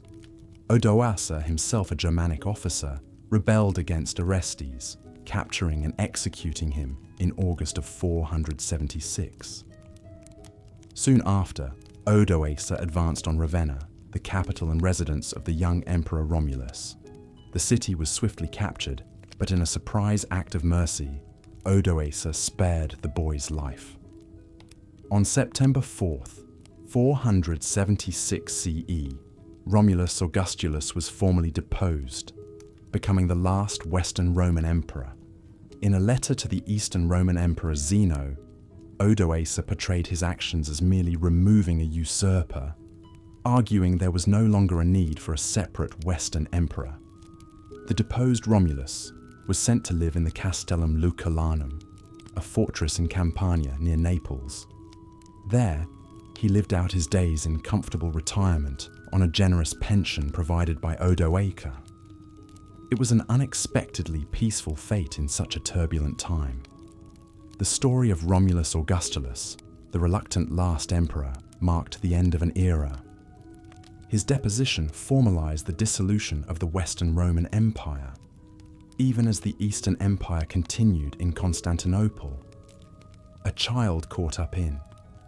Sweeping historical forces, Romulus Augustulus represented the fading twilight of Roman rule in the West. His poignant tale reminds us of the human dramas, large and small, that played out amidst the tectonic shifts of empire and the slow, momentous fall of ancient Rome. As the Western Roman Empire limped into the 5th century AD, battered and bruised from centuries of turmoil, a new threat emerged from the East that would shake Rome to its very foundations. Attila the Hun, a name that would become synonymous with brutality and conquest, burst onto the scene with his nomadic warriors, leaving a trail of destruction across Europe that the weakened Roman defences struggled to withstand. Attila united the disparate Hunnic tribes under his banner in the early 430 AD, forging them into a formidable fighting force. From their seats of power on the Great Hungarian Plain, they launched devastating raids and invasions into the Balkans and Central Europe. The Eastern Roman Empire, ruled from Constantinople, frantically paid tribute to the Huns to keep them at bay. But like a pack of hungry wolves, the Huns always returned, demanding more. The Hunnic armies were the ultimate light cavalry, skilled bowmen who could shoot arrows with deadly accuracy from horseback.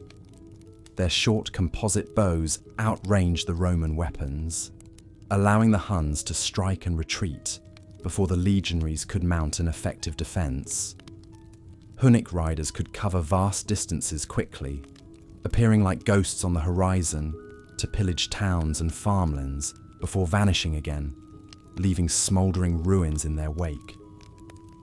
In 451 AD, Attila turned his gaze to the Western Roman Empire, invading Gaul with a massive army said to number in the hundreds of thousands. The Romans, led by the capable general Flavius Aetius, cobbled together a defense alongside their former enemies, the Visigoths. At the Battle of the Catalonian Plains, Romans and Goths fought side by side against Attila's horde in a brutal melee. Though tactically inconclusive, the battle blunted Attila's momentum, and prevented the complete collapse of Roman Gaul. Undeterred, Attila invaded Italy the following year, sacking and razing cities like Aquileia. The road to Rome itself lay open. According to legend, Pope Leo I met with Attila and convinced him to spare the city. The more likely reason was an outbreak of disease and famine within Attila's army, forcing him to withdraw. The Hunnic king died shortly after in 453 AD, and his empire swiftly crumbled, without his iron grip to hold it together. But Attila was merely the most famous of Rome's 5th century nemeses. Vandals, Alans, Goths, and other peoples continued to chip away at the Western Empire's borders, carving out their own kingdoms within lands that had been Roman for centuries. The Great Rhine frontier, once the pinnacle of Roman military engineering, collapsed as Germanic warriors flooded across the river, setting up autonomous fiefdoms with or without imperial approval. To the average Roman citizen, it must have felt like the world was ending. The Eternal City, the Caput Mundi, was no longer the master of its own destiny. Emperors came and went, little more than puppets dancing to the tune of barbarian strongmen. In 410 AD, the unthinkable happened. The Visigoths, led by Alaric, sacked Rome itself. Though more of a symbolic blow than a mortal one, the sack shattered the veneer of Rome's invincibility. If the great city on the Tiber could fall, what hope was there for the rest of the empire? As the 5th century wore on, the barbarians tightened their stranglehold on the Western Empire's throat. Ricimer, a half-Suebian, half-Visigothic general, became the power behind the throne, deposing and installing emperors at will. The Vandals seized North Africa, the empire's breadbasket, disrupting the flow of grain and trade that kept the Roman population fed. Slowly but surely, the imperial territory shrank, until little more than Italy itself remained under nominal Roman control. For those living through these dark times, the future must have seemed bleak and uncertain. The old ways were crumbling, and the new world order had yet to take shape. But even as the Western Empire gasped its last breaths, the seeds of new civilizations and cultures were being planted in the fertile soil of its decaying corpse. The barbarians who toppled Rome would, in time, lay the foundations for the medieval kingdoms of Europe, blending Germanic, Hunnic, and Roman influences into something altogether new. But those who witnessed the fall firsthand could scarcely have imagined what would rise from the ashes of their once great empire. As the Western Roman Empire crumbled, the Huns were building a fierce and fearsome reputation on the outskirts of civilization. These nomadic warriors, hailing from the steppes of Central Asia, had begun their westward expansion in the late 4th century. The Huns were known for their exceptional horsemanship and archery skills, honed from a young age as. They traversed the vast grasslands.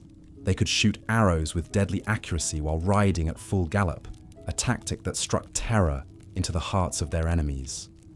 Roman chroniclers describe the Huns as savage and uncivilized, with a ruthless and bloodthirsty nature. The Hunnic warriors were also renowned for their distinctive appearance. They wore their hair in long braids and sported beards, a stark contrast to the clean-shaven Romans. Their faces, according to ancient accounts, were scarred from self-inflicted wounds, a practice believed to prevent beard growth and enhance their intimidating visage. As the Huns pushed further into Europe, they left a trail of destruction in their wake. They plundered villages, burned crops, and slaughtered those who dared to resist. The mere mention of their name was enough to send people fleeing in fear. Even the mighty Roman legions, once the most formidable fighting force in the world, trembled at the prospect of facing the Huns in battle. The Huns' reputation was further cemented by their leader, Attila, who rose to power in the mid-5th century. Known as the Scourge of God, Attila was a brilliant military strategist and a charismatic leader who united the Hunnic tribes under his banner. His campaigns against the Eastern and Western Roman empires were legendary, and his name became synonymous with terror and destruction. As the Western Roman Empire teetered on the brink of collapse, the Huns' fierce and fearsome reputation only grew. The once mighty Roman army, weakened by internal strife and depleted resources, struggled to contain the Hunnic threat. The fear of the Huns permeated every level of Roman society, from the common people to the highest echelons of power. In the end, the Huns' impact on the fall of Rome was significant, even if they did not directly cause its demise. Their relentless attacks and the fear they instilled in the Roman populace contributed to the overall instability and decline of the Western Empire. The fierce and fearsome reputation of the Huns had left an indelible mark on the pages of history, forever intertwined with the story of Rome's fall. As the Western Roman Empire continued its descent into chaos and collapse in the 5th century AD, a new threat emerged from the east that would terrorize Europe and accelerate Rome's demise. Attila the Hun, known to the Romans as the Scourge of God, burst onto the scene leading a vast army of nomadic warriors on a campaign of destruction across the continent. Attila united the disparate Hunnic tribes of the Eurasian steppe into a formidable fighting force, held together by his dominant personality and military prowess. He and his violent raiders thundered across the land on horseback, striking fear into the hearts of Romans and barbarians alike. With terrifying speed, the Huns could appear like a sudden storm, leaving a trail of burned villages, slaughtered inhabitants, and scorched earth in their wake. The Huns had little interest in conquest or colonization. Their primary aim was to extract gold, grain, and other wealth from their victims through brutality and blackmail. Attila was a master extortionist, forcing the Eastern Roman Empire to pay staggering annual tributes to avoid his ruinous attacks. Those who resisted his demands faced the wrath of his barbarian horde. In the 440 SAD, Attila invaded the Balkans, crushing Roman armies and sacking great cities.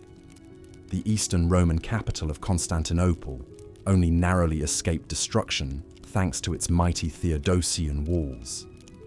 Attila then turned his attention westward, leading his marauders on a rampage of looting and carnage through Gaul, Hispania, and Italy. The Romans struggled to muster an effective defense against this elusive enemy. The Hunnic cavalry's high mobility and unconventional tactics confounded the slow, bulky Roman legions designed for traditional battles. Attila's psychological warfare was equally devastating, his mere presence on the horizon enough to send people fleeing in panic. Attila plundered the countryside and put great cities like Aquileia to the torch, but he spared Rome itself. According to legend, Pope Leo I met with Attila and convinced him to turn back. More likely, Attila's army was depleted by disease and stretched too thin to mount a prolonged siege of Rome's formidable defences. Nonetheless, the Huns left Italy laden with riches and tens of thousands of Roman captives doomed to slavery. Though Attila died suddenly in 453 AD, the damage was done. His onslaught severely weakened an already fragile Western Roman Empire, draining its coffers, devastating its land and people, and accelerating its ultimate unraveling. The sheer terror Attila instilled lingered for centuries, immortalized in Roman chronicles and Germanic sagas, a haunting memory of the merciless warlord who brought a once great empire to its knees. As the Western Roman Empire teetered on the brink of collapse in the 5th century AD, its leaders made increasingly desperate attempts at diplomacy and appeasement to stave off the seemingly inevitable. With barbarian tribes pressing in from all sides and the once mighty legions stretched thin, Rome turned to negotiation and compromise in a bid to buy itself some precious time.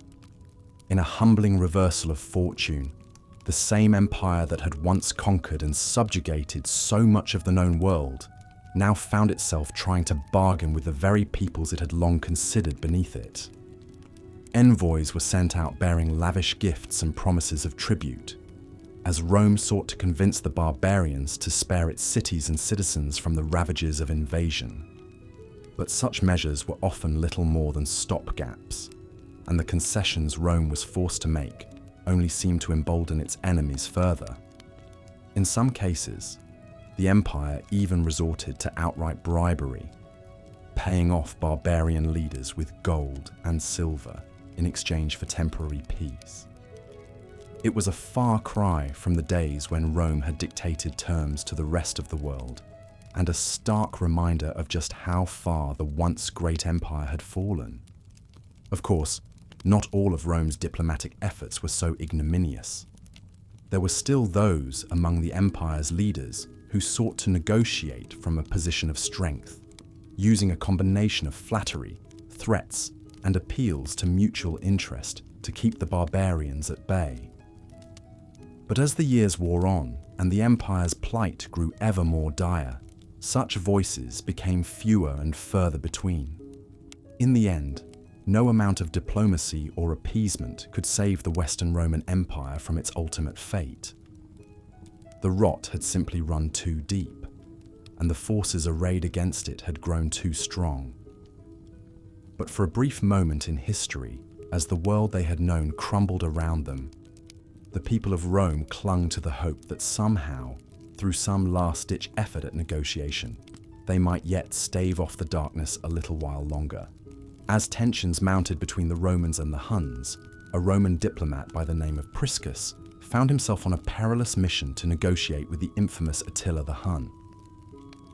In the year 449 AD, Priscus set out from Constantinople as part of an embassy to Attila's court, located somewhere on the Great Hungarian Plain.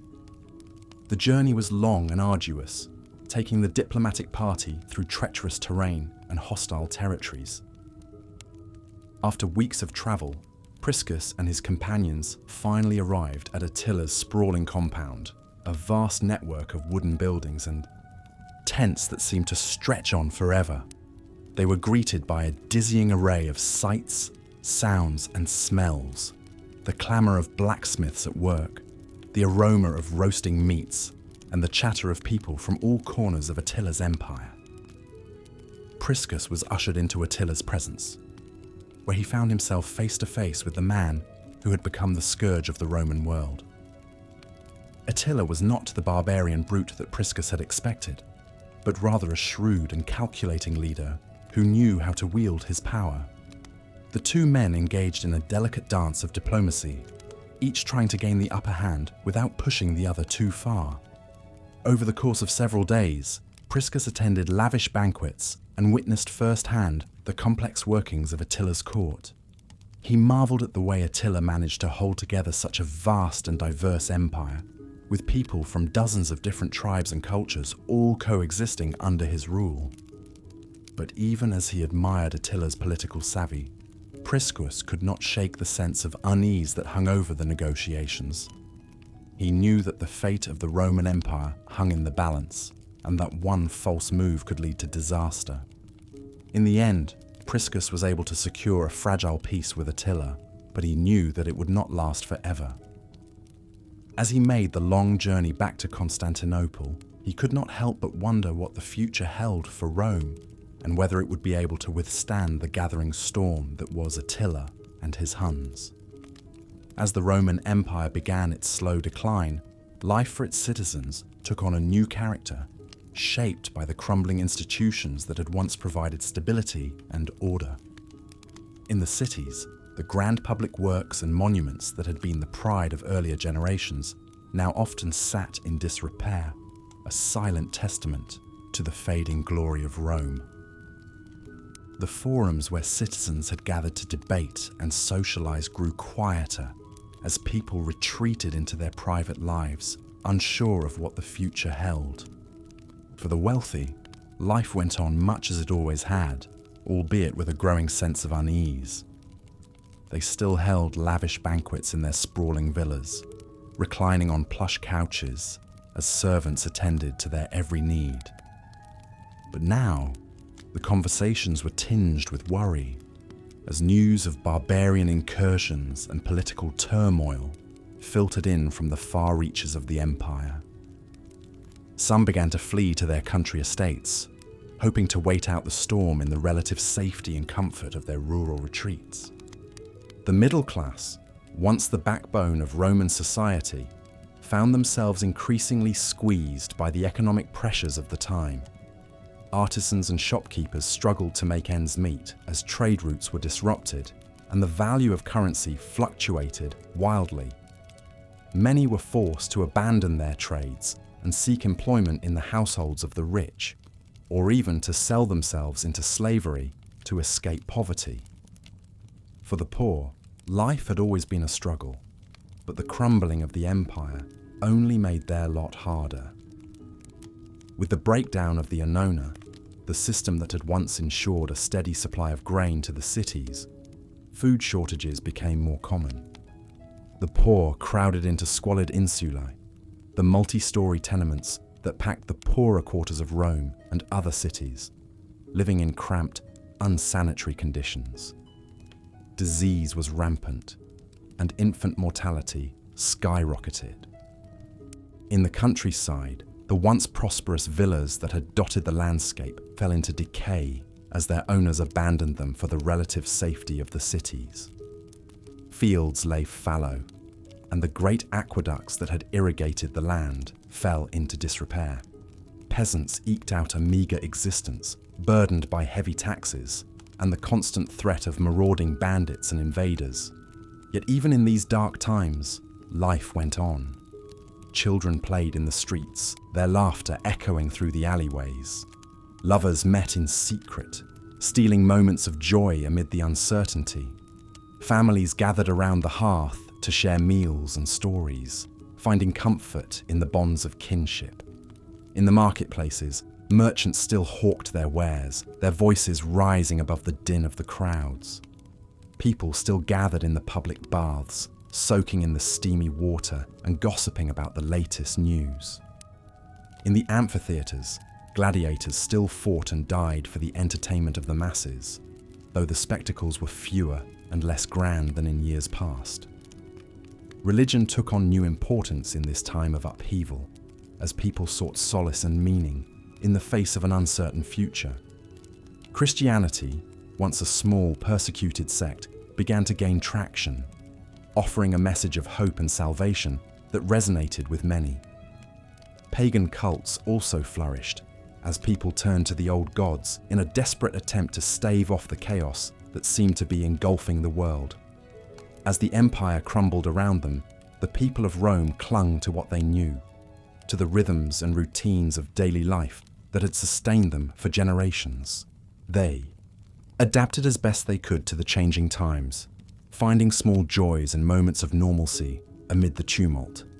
And though the future was uncertain, they faced it with the same resilience and determination that had always been the hallmark of the Roman people. Life during the fall of Rome was a study in contrasts, a time of decay and decline, but also of endurance and adaptation. It was a world where the old certainties were crumbling, but where new possibilities were beginning to emerge.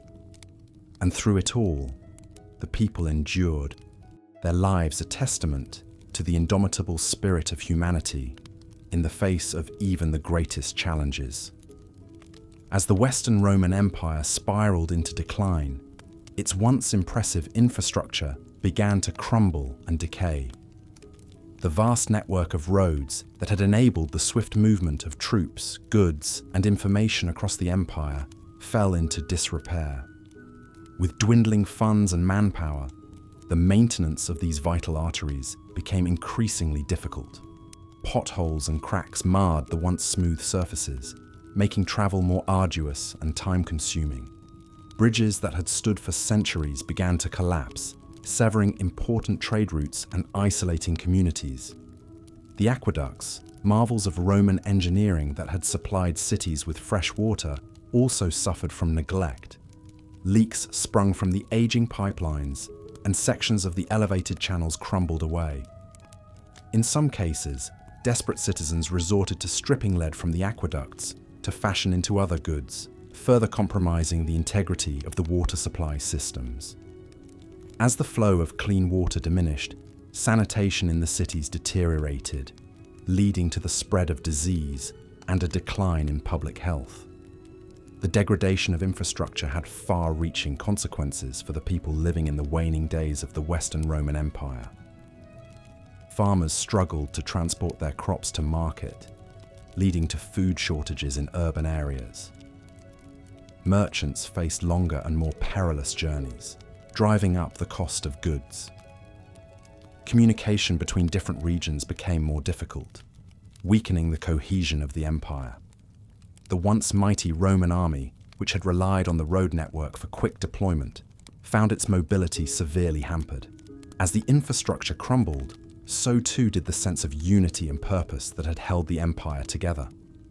The declining state of roads and aqueducts served as a tangible reminder of Rome's fading glory, a symbol of the unraveling of a once great civilization. For the average Roman citizen, life became more challenging and uncertain as the familiar comforts and conveniences they had long taken for granted slowly eroded away, mirroring the gradual disintegration of the Western Roman Empire itself. As the Western Roman Empire continued its gradual decline, everyday life became increasingly difficult for the average Roman citizen. The once thriving economy and extensive trade networks that had brought prosperity to the empire for centuries began to contract and fray. Merchants found it more and more challenging to safely transport their goods along roads and trade routes that were now plagued by bandits and invading tribes. The reduced flow of goods and resources led to shortages and rising prices in many Roman cities and towns. With the economy in a state of deterioration, poverty became more widespread. Many farmers, artisans, and laborers struggled to make ends meet as demand for their goods and services dwindled.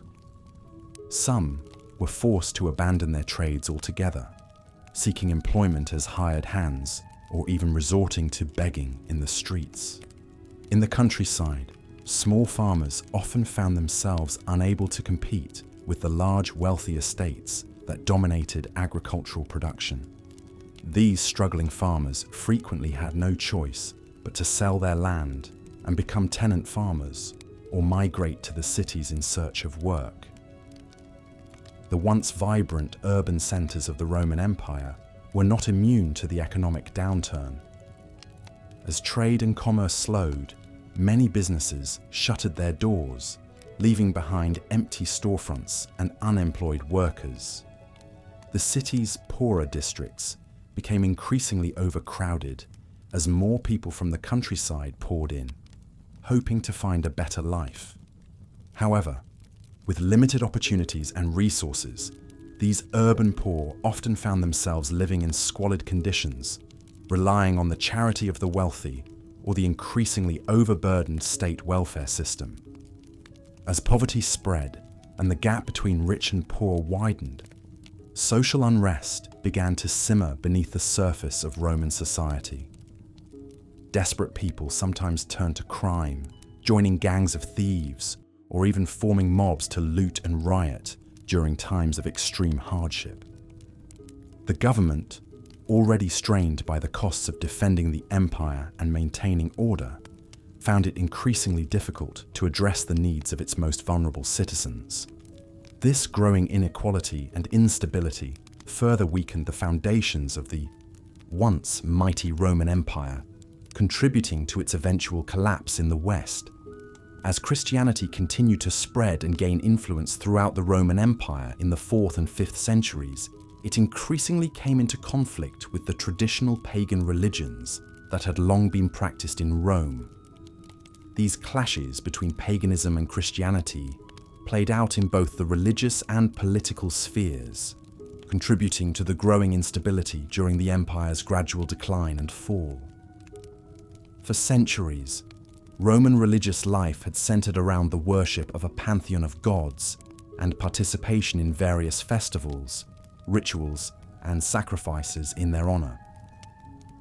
But as Christian teachings took hold, these pagan practices came to be seen as idolatrous and incompatible with monotheistic Christian doctrine. Pagan temples were increasingly abandoned or destroyed, and fewer public resources were devoted to the upkeep of the old cultic infrastructure. This shift was accelerated by the policies of Christian emperors like Constantine I and Theodosius I, who actively promoted Christianity while enacting laws against pagan practices. The Theodosian decrees of the late 4th century essentially banned pagan worship altogether. Pagan holidays were replaced on the calendar by Christian ones, and even common activities like making sacrifices to the old Roman gods became punishable offences. Of course, not all Romans readily accepted these changes. Many aristocratic families in particular held on to their pagan traditions, whether out of genuine religious devotion, cultural conservatism, or as a form of protest against the growth of imperial Christianity. In some cases, prominent pagans were subjected to mob violence and persecution, not unlike what Christians themselves had experienced in earlier centuries. Ironically, some Christians adopted elements of pagan worship in the process of stamping it out, such as adapting pagan shrines and festivals to Christian purposes. Pope Gregory I, for instance, instructed missionaries to repurpose pagan temples as churches rather than destroying them. Over time, Christianity absorbed and transformed many aspects of Roman paganism, even while opposing it. Ultimately, the Christianization of the empire was a centuries-long process full of social upheaval and controversy. The clashes between paganism and Christianity divided communities, upended ancient traditions, and reshaped the religious landscape, all while the Roman Empire itself teetered on the brink of collapse. It marked a profound cultural and spiritual reorientation whose reverberations would long outlast the political rule of Rome. As the Western Roman Empire crumbled in the 5th century AD, life for the average peasant family in Gaul became increasingly difficult and unpredictable. They faced the daily struggle of eking out a meagre existence under the looming shadow of barbarian invasions and the gradual collapse of Roman authority. One such family lived in a small one-room hut on the outskirts of a once thriving Roman villa. The father, Marcellus, toiled from dawn to dusk in the fields, trying to coax enough wheat and vegetables from the tired soil to feed his wife and 3 young children. With each passing year, the harvests grew more uncertain as the roads and irrigation systems fell into disrepair without the guiding hand of Roman engineers. His wife, Livia, spent her days grinding grain into coarse flour, mending tattered clothes, and tending to their scrawny chickens, a far cry from the bustling markets and luxurious bathhouses that her grandmother spoke of from her youth.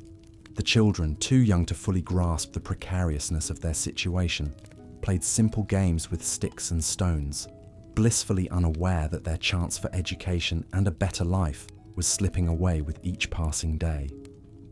News from the wider world was sporadic and often grim. Whispers reached their village of the great city of Rome itself being sacked by the Visigoths, and of entire provinces falling to the control of foreign kings. The last remaining threads of imperial administration were stretched thinner each year as tax collectors became a rare sight, and the once gleaming Roman roads grew choked with weeds. For Marcellus and his family, the grand machinations of empire and the movements of peoples were distant concerns next to the immediate needs of food, shelter, and safety. They clung to the ancient rhythms of planting and harvest, of sun and rain and soil, even as the world they had always known crumbled around them. There was no time for philosophy or art, only the daily struggle to survive in a land that was at once familiar and yet ever more foreign. As they huddled around their meagre fire each night, listening to the distant howls of wolves and the rustling of the wind through the trees, Marcellus couldn't help but wonder what the future held for his children and their children. The Pax Romana, the centuries of peace and prosperity that had shaped. Their world had faded into memory. An uncertain path lay ahead, into a new world order that none could yet see clearly. But for now, they endured, day by day, season by season, holding fast to family and faith as the last light of Rome sputtered and dimmed on the horizon. As the Western Roman Empire entered its final centuries, the once glorious capital city of Rome was a shadow of its former self. The splendor and opulence that had defined the city at its height had given way to a more subdued and troubled existence. The grand marble temples and bustling forums now stood alongside crumbling aqueducts and abandoned neighborhoods. The city's population, which had swelled to over 1 million at its peak, had dwindled significantly as economic hardship, political instability, and the allure of safer havens drove many Romans away. Yet even in this diminished state, Rome remained a city of contrasts and contradictions. The wealthy elite still clung to their lavish lifestyles, hosting elaborate banquets in their sprawling villas and adorning themselves with expensive silk and glittering jewels. They sought solace in the pleasures of the moment, perhaps sensing that their world was slowly crumbling around them. The less fortunate, however, faced a daily struggle for survival. With the empire's trade networks disrupted and its agricultural base in decline, food shortages and rising prices became all too common. The once reliable system of grain distribution, which had long kept the cities poor fed, grew increasingly strained and sporadic. Despite the hardships, life in Rome trudged on. The city's markets still buzzed with activity, even if the goods on offer were less plentiful and more expensive than in years past. Artisans and craftsmen continued to ply their trades, creating the intricate mosaics, delicate glassware, and finely wrought metalwork, for which Roman artisanship was renowned. The city's bathhouses, though fewer in number and less well maintained than before, remained popular gathering places where Romans could socialize, relax, and escape the pressures of daily life. Religion, too, played an increasingly important role in the lives of Romans during this period. Christianity, which had once been a small and persecuted sect, had grown to become the empire's official religion. The city was now dotted with churches and basilicas, many of them built on the foundations of older pagan temples. The church provided not only spiritual comfort but also practical support, with clergy and monasteries often stepping in to fill the gaps left by the declining imperial government. Yet even as Christianity solidified its hold on Roman society, the old pagan traditions refused to die out entirely.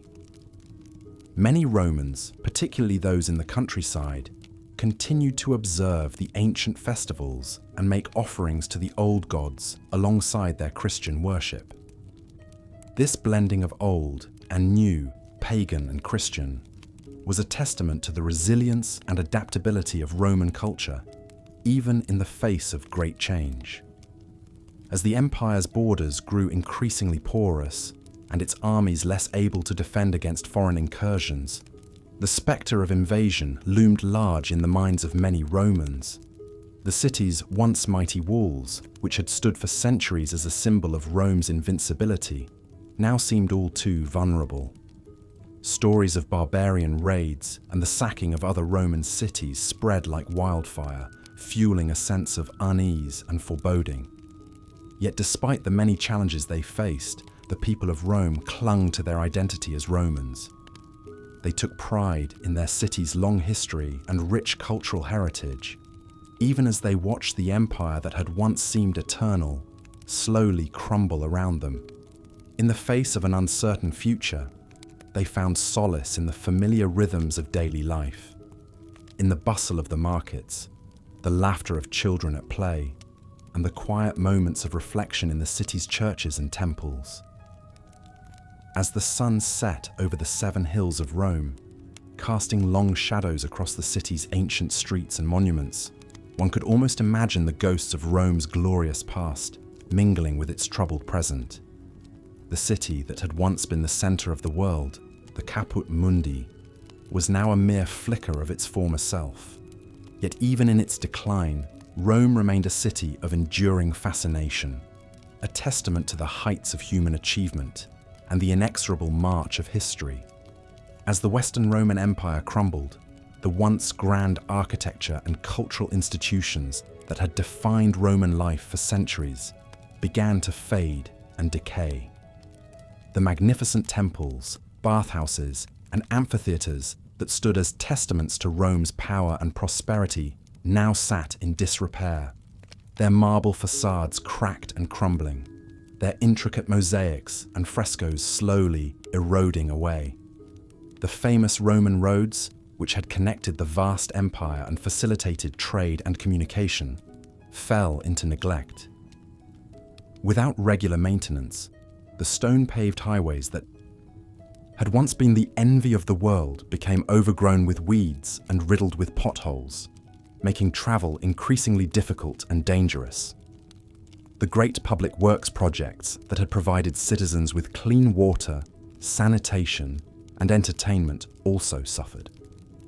The aqueducts, which had carried fresh water from distant springs into the heart of Rome's cities, began to leak and collapse, leaving many neighborhoods without a reliable water supply. The once bustling public baths, where Romans had gathered to socialize, relax, and conduct business, now stood empty and echoing, their heated pools gone cold. Even the majestic Roman Forum, the center of political and social life in the capital, lost much of its former glory. The grand basilicas and temples that had once housed the Senate and hosted important public events were now overshadowed by the crumbling ruins of abandoned buildings and the makeshift shelters of the city's growing population of the poor and displaced. As the empire's economy faltered and resources grew scarce, many of the cultural institutions that had flourished during Rome's golden age began to decline as well. The great libraries and schools that had preserved and transmitted classical knowledge saw their collections dwindle and their doors close. The patronage of the arts and sciences, once a source of pride for wealthy Romans, became an unaffordable luxury, and many talented artists, writers, and thinkers found themselves without support or an audience. Yet even as the physical remnants of Rome's past grandeur slowly crumbled, the cultural legacy of the empire endured. The ideas, values, and achievements of Roman civilization continued to shape the Western world long after the fall of Rome itself, influencing everything from language and law to art and architecture. And though the once mighty monuments of Rome's glory days now stood as mere shadows of their former selves, they remained a poignant reminder of the heights to which human ambition and ingenuity could soar, even in the face of inevitable decline and decay. As the Western Roman Empire continued its decline, the once thriving fields of education, arts, and urban society began to deteriorate as well. The grand public works projects and majestic monuments that had once been the pride of Rome fell into disrepair. Aqueducts that had supplied fresh water to the cities were neglected, leading to a decrease in sanitation and public health. The great Roman baths, which had served as social hubs and cultural centers, were abandoned as the cost of maintaining them became too high. The education system, which had produced some of the greatest minds in history, also suffered. Many wealthy families could no longer afford to send their children to school, and the quality of teaching declined as fewer resources were available. The study of Greek, once considered essential for any educated Roman, became less common as the empire's ties to the East weakened. The libraries that had housed vast collections of knowledge were no longer maintained, and many precious manuscripts were lost or destroyed.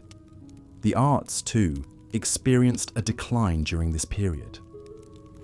The once vibrant theatre scene, which had entertained and educated the masses, faded away as funding dried up, and audiences dwindled. The intricate mosaics and frescoes that had adorned the walls of Roman villas and public buildings were no longer commissioned, and the skills required to create them were gradually lost. Sculptors and painters, who had once been highly sought after, found themselves without patrons as the wealthy elite focused their resources on more pressing matters. The decline of urban society was perhaps the most visible sign of Rome's fall. The bustling cities that had been the heart of the empire became shadows of their former selves. As trade routes were disrupted and the economy faltered, many people left the cities in search of better opportunities in the countryside. Those who remained faced increasing poverty and crime as the social fabric of urban life unraveled. The once grand public spaces, such as forums and amphitheatres, fell into disuse and decay, serving as stark reminders of Rome's fading glory. The decline of education, arts, and urban society during the fall of Rome was a gradual process, but its impact was profound. As these pillars of Roman civilization crumbled, so too did the sense of unity and purpose that had once held the empire together. The loss of these cultural touchstones left a void that would take centuries to fill, and the legacy of Rome's decline would be felt for generations to come. As the Western Roman Empire crumbled in the 5th century AD, life for its citizens stood in stark contrast to the heights of the Pax Romana period a few centuries prior. Gone were the days of relative peace, stability, and prosperity that had characterized much of the first 2 centuries AD. The Pax Romana, or Roman peace, was a golden age for the empire. Trade flourished across the Mediterranean, allowing goods, people, and ideas to flow freely. Majestic cities like Rome itself boasted populations of over 1 million, with grand public works like aqueducts, bathhouses, and amphitheatres. Even smaller towns enjoyed the benefits of Roman infrastructure and civic institutions.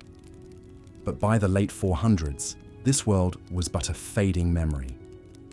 The political turmoil, economic decline, and outside invasions that plagued the late Western Empire made the Pax Romana seem like a distant dream.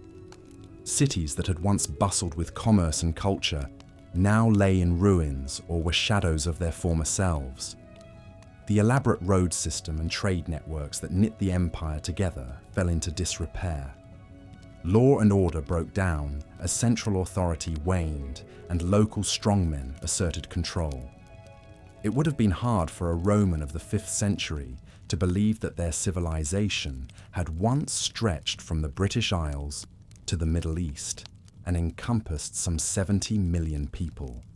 The contrast was perhaps most stark in the eternal city of Rome itself.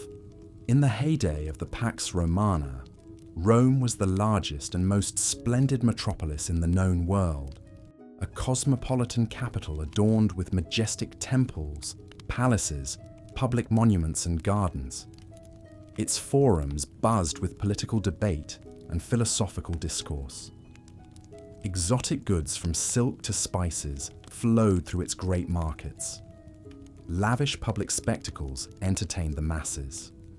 But by 476 AD, when the last Western emperor was deposed, Rome was an abandoned, starving city, its population having dwindled to perhaps 30,000. The mighty Roman legions that had once guarded the empire's frontiers were now a disorganized patchwork of foreign mercenaries. Everywhere a Roman of the 5th century looked, they would have seen a world in decay, a pale reflection of past glories. The Pax Romana was gone, and the Dark Ages were descending. As the empire crumbled around him, Flavius Aetius, a retired Roman senator, often found himself lost in memories of better days. He would sit in the courtyard of his villa on the outskirts of Rome, gazing at the overgrown gardens that had once been meticulously maintained by a staff of servants. The marble statues were now chipped and weathered, their faces worn smooth by time and neglect.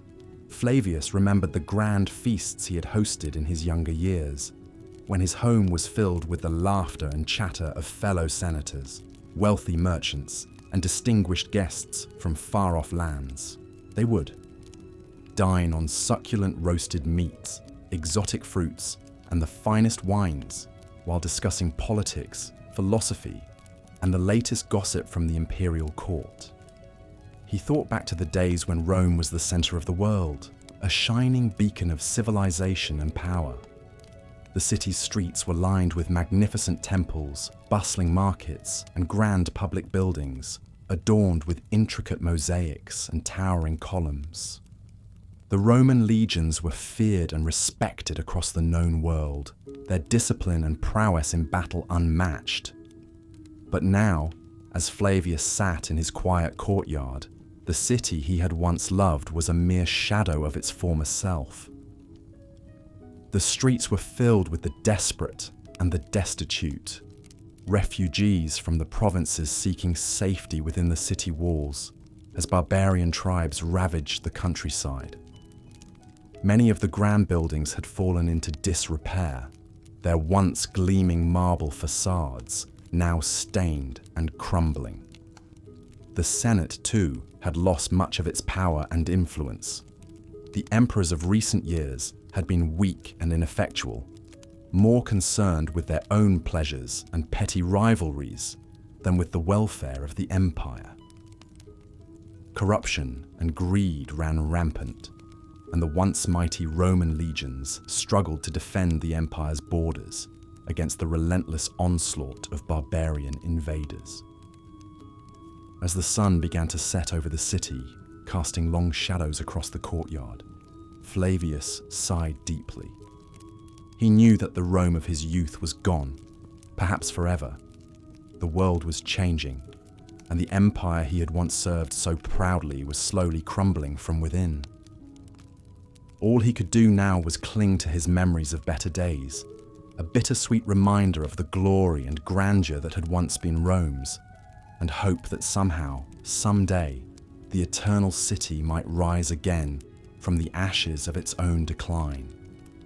As the Western Roman Empire limped through the 5th century AD, a series of short-lived emperors struggled to hold together the fragmented remnants of a once mighty civilization. The last of these ill-fated rulers was a young man named Romulus Augustus, known derisively by the diminutive nickname Augustulus, meaning Little Augustus. His reign would prove to be the final chapter in the long, tumultuous history of ancient Rome. Romulus Augustulus came to power in 475 AD, at the tender age of 14 or 15, installed as a puppet emperor by his father, a powerful military commander named Orestes.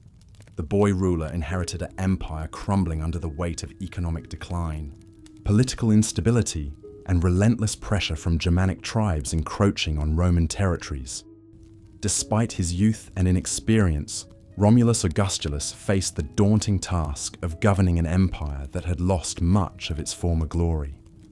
The Western Roman Empire at this time was a mere shadow of its former self, reduced to a rump state centered around the Italian peninsula. The imperial government in Ravenna, a fortress city on the Adriatic coast, clung tenuously to power. One of the most pressing challenges facing the young emperor was the growing discontent among the foederati, the Germanic mercenaries who made up a significant portion of the Roman military. These warriors, primarily from the Skirian, Heruli, and Torquelini tribes, had long served as allies of convenience for the Romans. In exchange for their military service, they were granted land and privileges within the empire. However, by the time of Romulus Augustulus, the foederati had grown increasingly dissatisfied with their treatment by the Roman authorities. They felt that they had not received the lands and rewards they had been promised, and tensions were running high. The situation came to a head in 476 AD, when the Germanic troops, led by a powerful general named Odoacer, rose up in rebellion against the Western Roman government. Odoacer, who had once served as a bodyguard for the previous emperor, Julius Nepos, was a formidable and ambitious figure. Of Germanic and Hunnic descent, he had risen through the ranks of the Roman military to become an influential leader among the foederati. Capitalizing on the growing resentment of his fellow Germanic warriors, Odoacer led a revolt against Orestes, the power behind the throne of Romulus Augustulus. In a swift and decisive campaign, Odoacer's forces marched on Ravenna, the capital of the Western Roman Empire. They quickly overwhelmed the city's defenses and captured Orestes, who was promptly executed. The young emperor Romulus Augustulus was spared, perhaps due to his youth or the fact that he posed little threat to Odoacer's ambitions. With Orestes dead and Romulus Augustulus deposed, Odoacer became the de facto ruler of Italy. In a symbolic gesture, he sent the imperial regalia of the Western Roman Empire to the Eastern Roman Emperor Zeno in Constantinople, effectively acknowledging that the Western Empire had come to an end. Zeno, in turn, granted Odoacer the title of patrician, recognizing his authority over Italy. The deposition of Romulus Augustulus in 476 AD marked a watershed moment in European history. It signaled the end of the Western Roman Empire, which had dominated the Mediterranean world for centuries. The fall of Rome was not a sudden catastrophe, but rather the culmination of a long, gradual decline marked by invasions, political turmoil, economic struggles, and the loss of territories to various Germanic kingdoms. In the aftermath of Romulus Augustulus's deposition, Italy entered a new era under the rule of Odoacer and his successors, the Ostrogoths. The once mighty Roman Empire had fragmented into a patchwork of Germanic kingdoms, each with its own rulers, laws, and customs. The Eastern Roman Empire, based in Constantinople, would continue on for nearly another 1,000 years as the Byzantine Empire, but the Western Empire had breathed its last. The story of Romulus Augustulus and the fall of the Western Roman Empire is a poignant reminder of the impermanence of even the greatest of civilizations. It is a tale of decline, political intrigue, and the shifting tides of power that shaped the course of European history for centuries to come. As the sun set on the Roman world, a new age dawned, one in which the legacy of Rome would endure, but in a vastly different form, forever changed by the transformative events of 476 AD. As the Western Roman Empire continued its slow decline, the reins of power fell into the hands of a mere child. In the year 475 AD, a 12-year-old boy named Romulus Augustus was proclaimed emperor. Of course, at such a tender age, he was hardly fit to rule. The real power behind the throne was his father, a Roman general named Orestes. Orestes had once served as a secretary to Attila the Hun, but in a twist of fate, he now found himself pulling the strings of the Roman Empire. Through his young son, Orestes could effectively control the entire western half of the once mighty empire. It's hard to imagine the weight of responsibility on young Romulus's shoulders. While other boys his age were playing games and attending to their studies, Romulus was the figurehead of a crumbling empire. One wonders if he truly grasped the gravity of his position. Meanwhile, his father Orestes worked to maintain a tenuous grip on power. The empire was fragmenting, with various factions vying for control. Orestes had to navigate a treacherous political landscape, forging alliances and fending off rivals. All the while, his adolescent son sat on the throne, a mere puppet in this grand game of power. For the average Roman citizen, life went on as the empire's fate was decided in the halls of power. They likely paid little attention to the machinations of Orestes and his child emperor. Their concerns were more immediate, putting food on the table, tending to their trades, and keeping their families safe in an increasingly uncertain world. Little did they know that this strange reign, with a boy on the throne and his father pulling the strings behind the scenes, would be one of the last gasps of the Western Roman Empire. In just a few short decades, the empire would fall, plunging Europe into centuries of chaos and darkness. But for now, under the rule of a child and his ambitious father, the empire tottered on, a shadow of its former glory. As the Western Roman Empire crumbled in the late 5th century, opportunistic outsiders sensed their chance to seize power. One of the most pivotal figures in Rome's final days was Odoacer, a Germanic military leader who would ultimately become the first barbarian king of Italy. Odoacer's origins are somewhat murky, but historians believe he was born into a Germanic tribe around the year 433 CE. As a young man, he joined the Roman army and quickly rose through the ranks, eventually becoming a prominent general. But Odoacer was no ordinary Roman soldier. He had his own ambitions, and as the empire weakened, he saw an opportunity to take control. In 476 CE, Odoacer made his move. He led a revolt against the Western Roman Emperor Romulus Augustulus, who was really more of a figurehead at this point. Romulus had only taken the throne a year earlier at the age of 16, and he was being controlled by his father, Orestes, who served as the power behind the throne. Odoacer and his supporters, who were mostly fellow Germanic tribesmen, marched on the capital of Ravenna. They met little resistance. Orestes was captured and swiftly executed. His teenage son, the so-called emperor, was spared but forced to abdicate. After nearly 1,000 years, the line of Western Roman emperors had finally come to an end. With Romulus out of the way, Odoacer was master of Italy. But interestingly, he chose not to declare himself emperor. Instead, perhaps to maintain a veneer of legitimacy, Odoacer sent the imperial regalia back to Constantinople and pledged his allegiance to the Eastern Emperor Zeno. In return, Zeno granted Odoacer the title of patrician and acknowledged his authority over Italy. So while 476 CE marked the end of the Western Roman Empire, in some ways, life carried on as it had before. Odoacer maintained Roman institutions and infrastructure.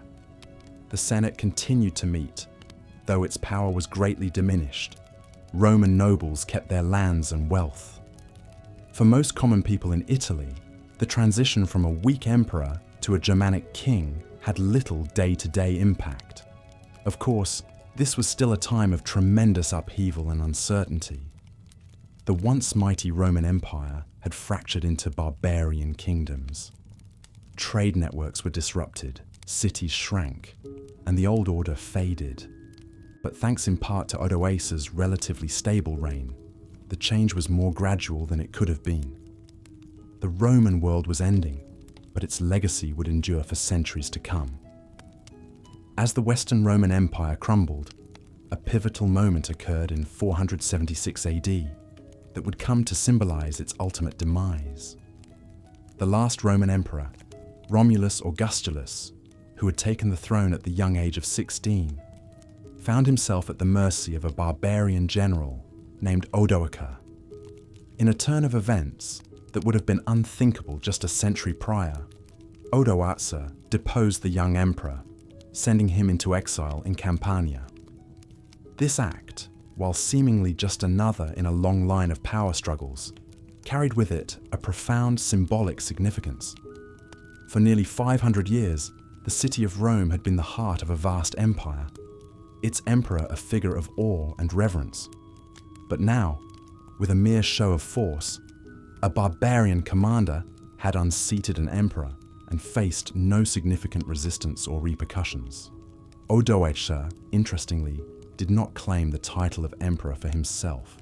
Instead, he sent the imperial regalia back to Constantinople, to the Eastern Roman Emperor Zeno, along with a message stating that a separate emperor was no longer needed in the West.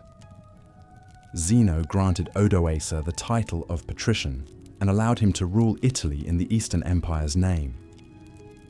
This peculiar arrangement speaks to the strange reality of the time. The Western Empire had fallen so low that even its conquerors saw no value in claiming its throne. The once mighty Roman Empire had fragmented, its western half now ruled by a patchwork of barbarian kingdoms. Yet life went on. The changes, momentous as they were, occurred gradually over decades. Many Romans, especially those outside the political and military spheres, likely continued their daily routines without immediately noticing the shift. The aqueducts still flowed, the market still bustled, and the sun still rose over the hills of Rome, even if the emperor no longer dwelled on the Palatine Hill. It's a testament to the slow, almost imperceptible nature of the fall. Not a sudden catastrophe, but a gradual unraveling. The deposition of Romulus Augustulus, while undoubtedly a turning point, was in many ways just the final, symbolic confirmation of a decline that had been underway for generations. After being deposed by Odoacer in 476 AD, the last Western Roman emperor, Romulus Augustulus, found his life taking a very different path than he might have imagined growing up as a young emperor. Rather than being executed, as one might expect for a deposed ruler, Romulus was shown a surprising degree of mercy. Odoacer, perhaps feeling a touch of sympathy for the young man, decided to spare his life. Instead of a death sentence, Romulus was exiled to the Castellum Lucullanum, a fortress located on the island of Megaride in the Bay of Naples. There, in the warm Mediterranean climate, far from the politics and chaos of Rome, Romulus lived out the rest of his days. He was given a generous pension of 6,000 solidi per year, allowing him to maintain a comfortable lifestyle. The Castellum Lucullanum was no dingy prison cell, but a grand villa, once owned by the enormously wealthy Roman general Lucullus. Surrounded by luxury and natural beauty, it was a far cry from the stress and danger of the imperial court. One can imagine Romulus slowly adjusting to his new life, perhaps finding a sense of peace and even relief in his quiet exile. He may have whiled away the hours reading from the villa's extensive library, strolling through the lush gardens, or gazing out at the sparkling blue waters of the bay. It's possible that, in time, he came to appreciate the simple pleasures of a life without the weight of an empire on his shoulders. The exact details of Romulus's life in exile are lost to history, but it's believed he lived for at least another decade or two after his deposition. In a way, his story is a microcosm of the fall of Rome itself. A once great power, now faded into obscurity, left to contemplate its glory days as the world moved on. And yet, there is a certain poetic beauty in imagining this former emperor, the last of a dying breed, finding solace and perhaps even happiness in the quiet twilight of his life, far from the crumbling ruins of the empire he once ruled. As the Western Roman Empire breathed its last, the world it left behind was fundamentally changed. The grand Mediterranean civilization that had dominated Europe for centuries was no more, leaving a patchwork of kingdoms, tribes, and territories in its wake. The once mighty city of Rome itself, the heart of an empire, was reduced to a mere shadow of its former glory. Its magnificent structures crumbled, its aqueducts ran dry, and its population dwindled to a fraction of what it had been at the height of Roman power. In the immediate aftermath of Rome's fall, life was undoubtedly difficult and tumultuous for those who had lived under its rule. The stability and order provided by the Roman state was replaced by uncertainty and chaos. Trade networks were disrupted, leading to shortages of goods and economic hardship. The Roman system of laws and governance, which had held sway for so long, no longer applied, leaving people to navigate a new and unfamiliar political landscape. Yet, even as the Western Empire collapsed, the Eastern Empire, centered in Constantinople, continued on. This Byzantine Empire, as it came to be known, preserved many aspects of Roman culture, law, and tradition. It would endure for nearly 1,000 years after the fall of Rome, serving as a bastion of civilization in a troubled world. In the West, new kingdoms emerged from the ashes of the empire. The Ostrogoths in Italy, the Visigoths in Spain, and the Franks in Gaul all established their own realms in the former Roman provinces. These Germanic kingdoms blended Roman and barbarian traditions, creating new hybrid cultures that would shape the course of European history. The Roman legacy also lived on through the Catholic Church, which had gradually become intertwined with the empire over the centuries. As Roman authority crumbled, the Church stepped in to fill the void, providing a sense of continuity and order in a time of great upheaval. Monasteries became centers of learning, preserving ancient texts and knowledge that might otherwise have been lost. The influence of Rome can be seen in the languages, legal systems, and architecture of Europe to this day. The Romance languages, Italian, French, Spanish, Portuguese, and Romanian, all trace their roots back to Latin, the language of the Romans. Many European legal codes are based on Roman law, and the grand buildings and monuments of Europe's cities often harken back to Roman styles and techniques. Perhaps most importantly, the idea of Rome, of a unified civilization spanning a vast territory, has captured the imagination of leaders and thinkers for centuries. From Charlemagne to Mussolini, the dream of reviving the Roman Empire has inspired both great ambitions and terrible atrocities. The fall of Rome marked the end of an era, but it was also the beginning of a new one. The world that emerged from the empire's collapse was a world of both great challenges and great opportunities. It was a world where old certainties had vanished, but where new ideas and new ways of life could take root and flourish. The legacy of Rome, both its triumphs and its tragedies, would shape this new world in countless ways, leaving an indelible mark on the course of human history. As the Western Roman Empire crumbled, its vast territories fractured into a patchwork of smaller kingdoms and domains. The political unity that had once stretched from Britain to North Africa and from the Atlantic to the Euphrates was now a distant memory. In its place, a mosaic of Germanic kingdoms emerged, each vying for power and influence in the vacuum left by Rome's retreat. The Visigoths, who had famously sacked Rome in 410 AD under the leadership of Alaric, now ruled over much of the Iberian Peninsula and parts of southern Gaul. They established their capital at Toulouse, from where they sought to expand their dominion and forge alliances with the remnants of Roman authority. To the north, the Franks under Clovis I conquered the last bastion of Roman control in Gaul, defeating the Roman general Syagrius in 486 AD. Clovis would go on to unite the Frankish tribes and lay the foundations for the Merovingian dynasty that would shape the future of medieval France. In Italy itself, the heartland of the once mighty empire, a series of short-lived kingdoms rose and fell in rapid succession. The Germanic chieftain Odoacer deposed the last Western Roman emperor, Romulus Augustulus, in 476 AD, only to be overthrown himself by the Ostrogothic king Theodoric the Great in 493. Under Theodoric's rule, Italy enjoyed a brief period of stability and even a modest cultural renaissance, as the Ostrogothic king sought to reconcile the interests of his Germanic followers with those of the Roman aristocracy.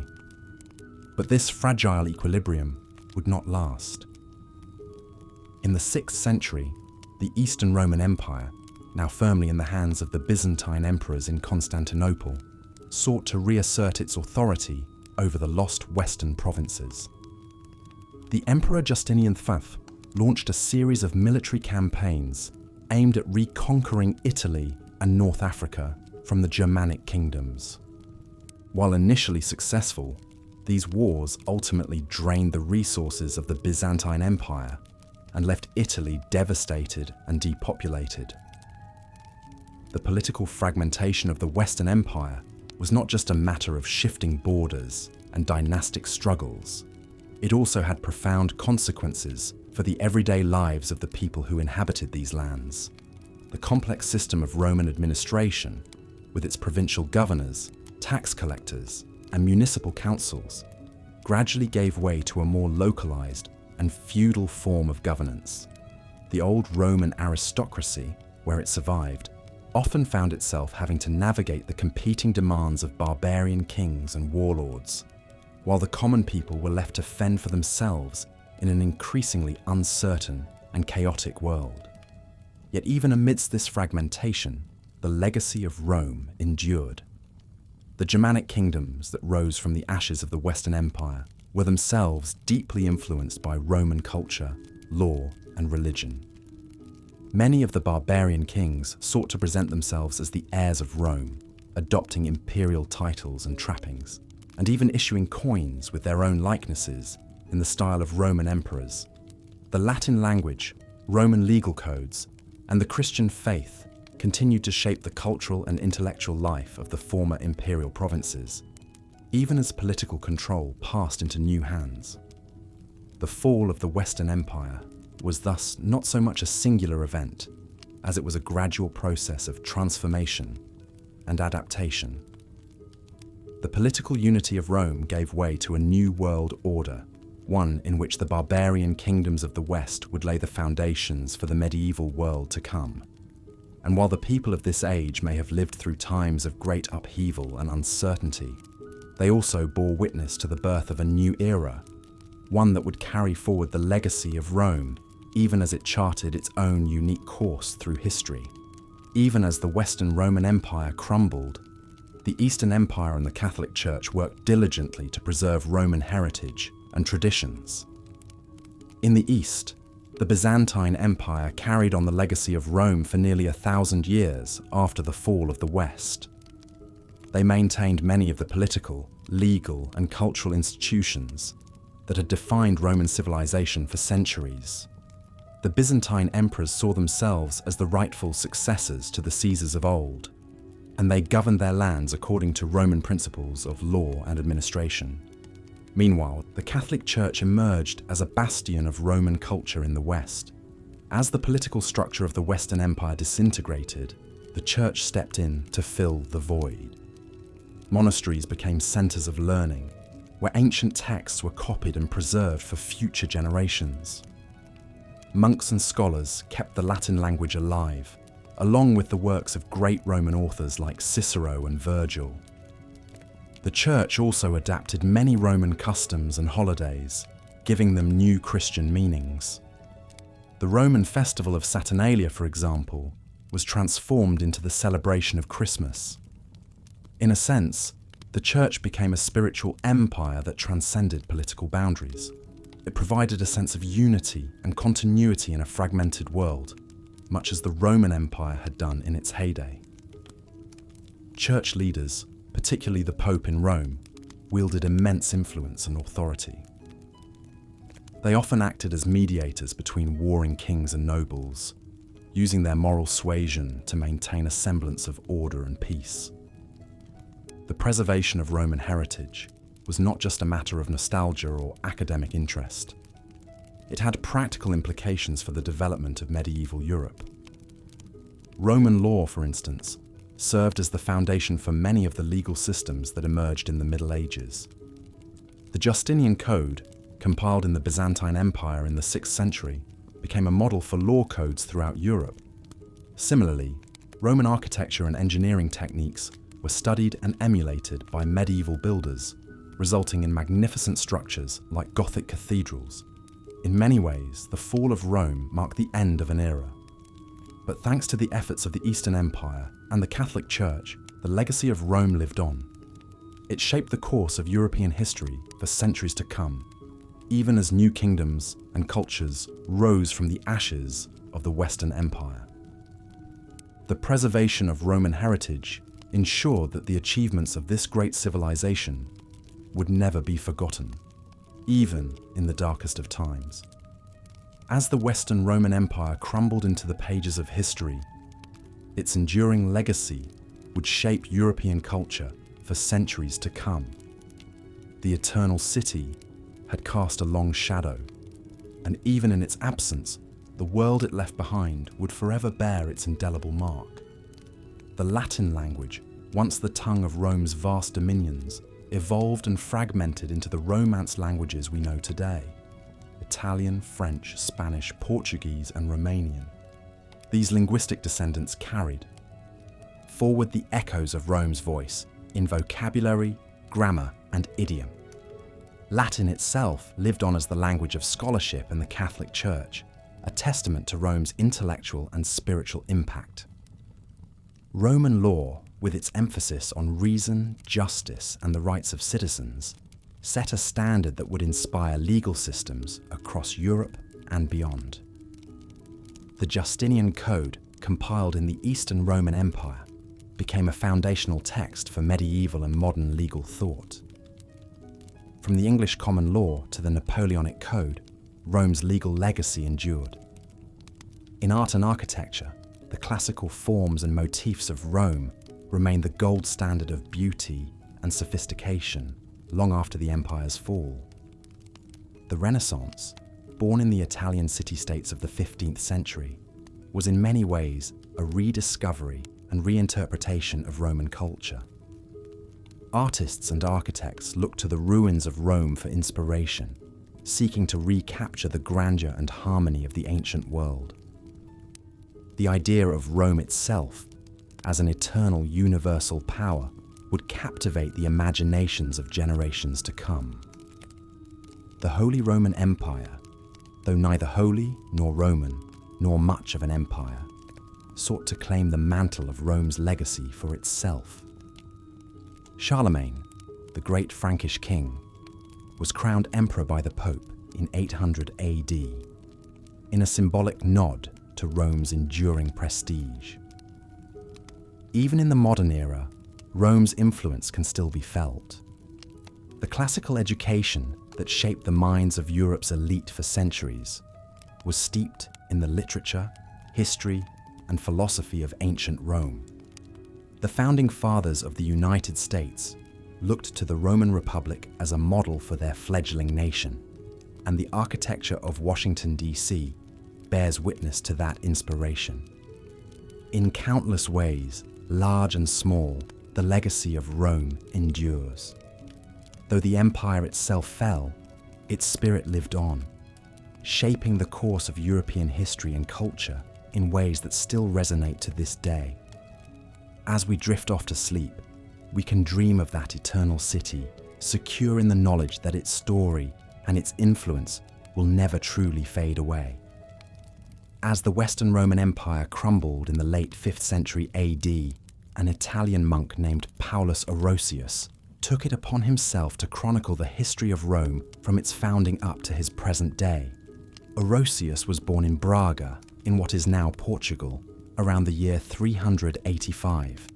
He was a student of the renowned theologian Augustine of Hippo. In the year 414, Orosius travelled to the Holy Land, seeking advice from another famous scholar of the time, Saint Jerome, who was living in Bethlehem. But the journey was perilous. The Mediterranean was overrun with pirates, the roads were plagued by bandits, and the collapsing Roman Empire could no longer ensure the safety of travellers. Nevertheless, Orosius made it to Bethlehem and met with Jerome. The two discussed the troubling state of the world and the many calamities that had befallen Rome.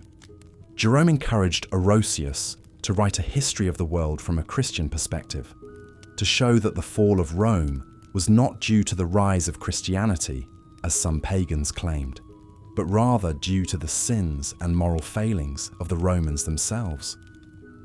Orosius returned to the West and began work on his magnum opus, which he titled 7 Books of History Against the Pagans.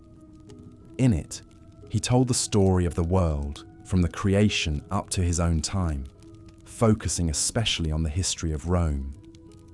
He drew heavily on earlier historians like Livy and Tacitus, but he added his own Christian commentary and interpretation.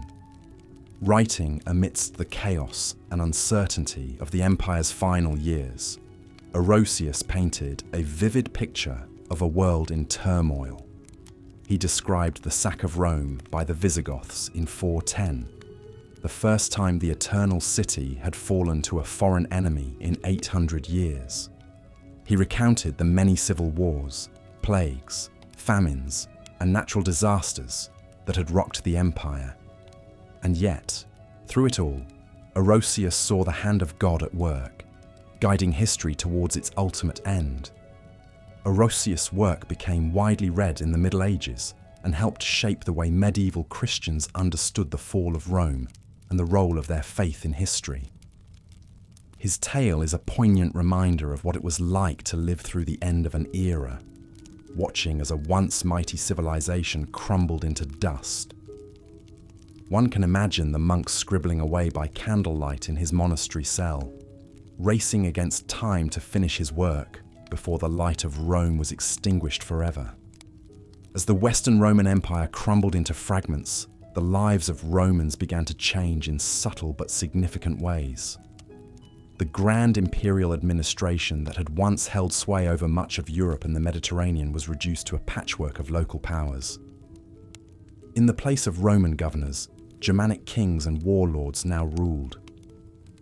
Where well-maintained Roman roads had connected a vast empire, now only rough tracks linked isolated communities. The great cities that had been the jewels of the Roman civilization, Rome, Milan, Trier, diminished in size and splendor as people fled to the countryside in search of safety and sustenance. Yet amidst this upheaval, the rhythms and routines of daily life went on. In the early Middle Ages, most people in the former Western Empire still lived much as their ancestors had for centuries. The majority were farmers, living in small villages and hamlets scattered across the landscape. They grew wheat, barley, and vegetables, raised pigs, sheep, and cattle, and foraged in the surrounding woods for fruit, nuts, and game. Life revolved around the passing of the seasons, planting in spring, tending crops in summer, harvesting in autumn, and huddling by the hearth in winter. Though the Roman state was gone, its influence could still be felt in myriad ways. Latin remained the language of learning and liturgy. The Christian Church, which had gradually become intertwined with Roman identity, now stepped into the void left by the empire's collapse.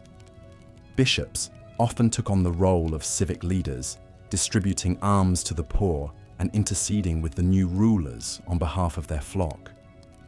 Monasteries became outposts of education and literacy in an increasingly fragmented world.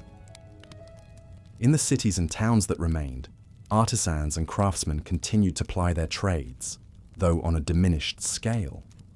Potters, blacksmiths, weavers, and masons could still be found, their wares highly valued in an age when long-distance trade had declined. The rich still enjoyed some luxuries, like fine glassware and jewelry, but for most people, life was a struggle for basic necessities. The Roman aristocracy, once a glittering elite with vast landholdings and political power, saw its fortunes wane.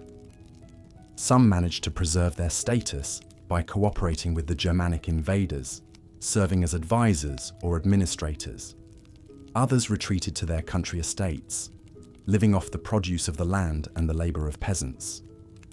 A few clung to the tattered remnants of imperial pride, stubbornly staging chariot races and poetry recitals as if the glory of Rome had never faded. For the Germanic peoples who now ruled much of the Western Empire, the Roman legacy was a double-edged sword. On the one hand, they admired and emulated the trappings of Roman power, the grand buildings, the flowing robes, the titles of authority. Ostrogothic kings, like Theodoric the Great, styled themselves as heirs to the Caesars, minting coins with their own likenesses and patronizing scholars. And artists. On the other hand, the Germanic tribes had their own proud traditions of warrior prowess, clan loyalty, and oral poetry.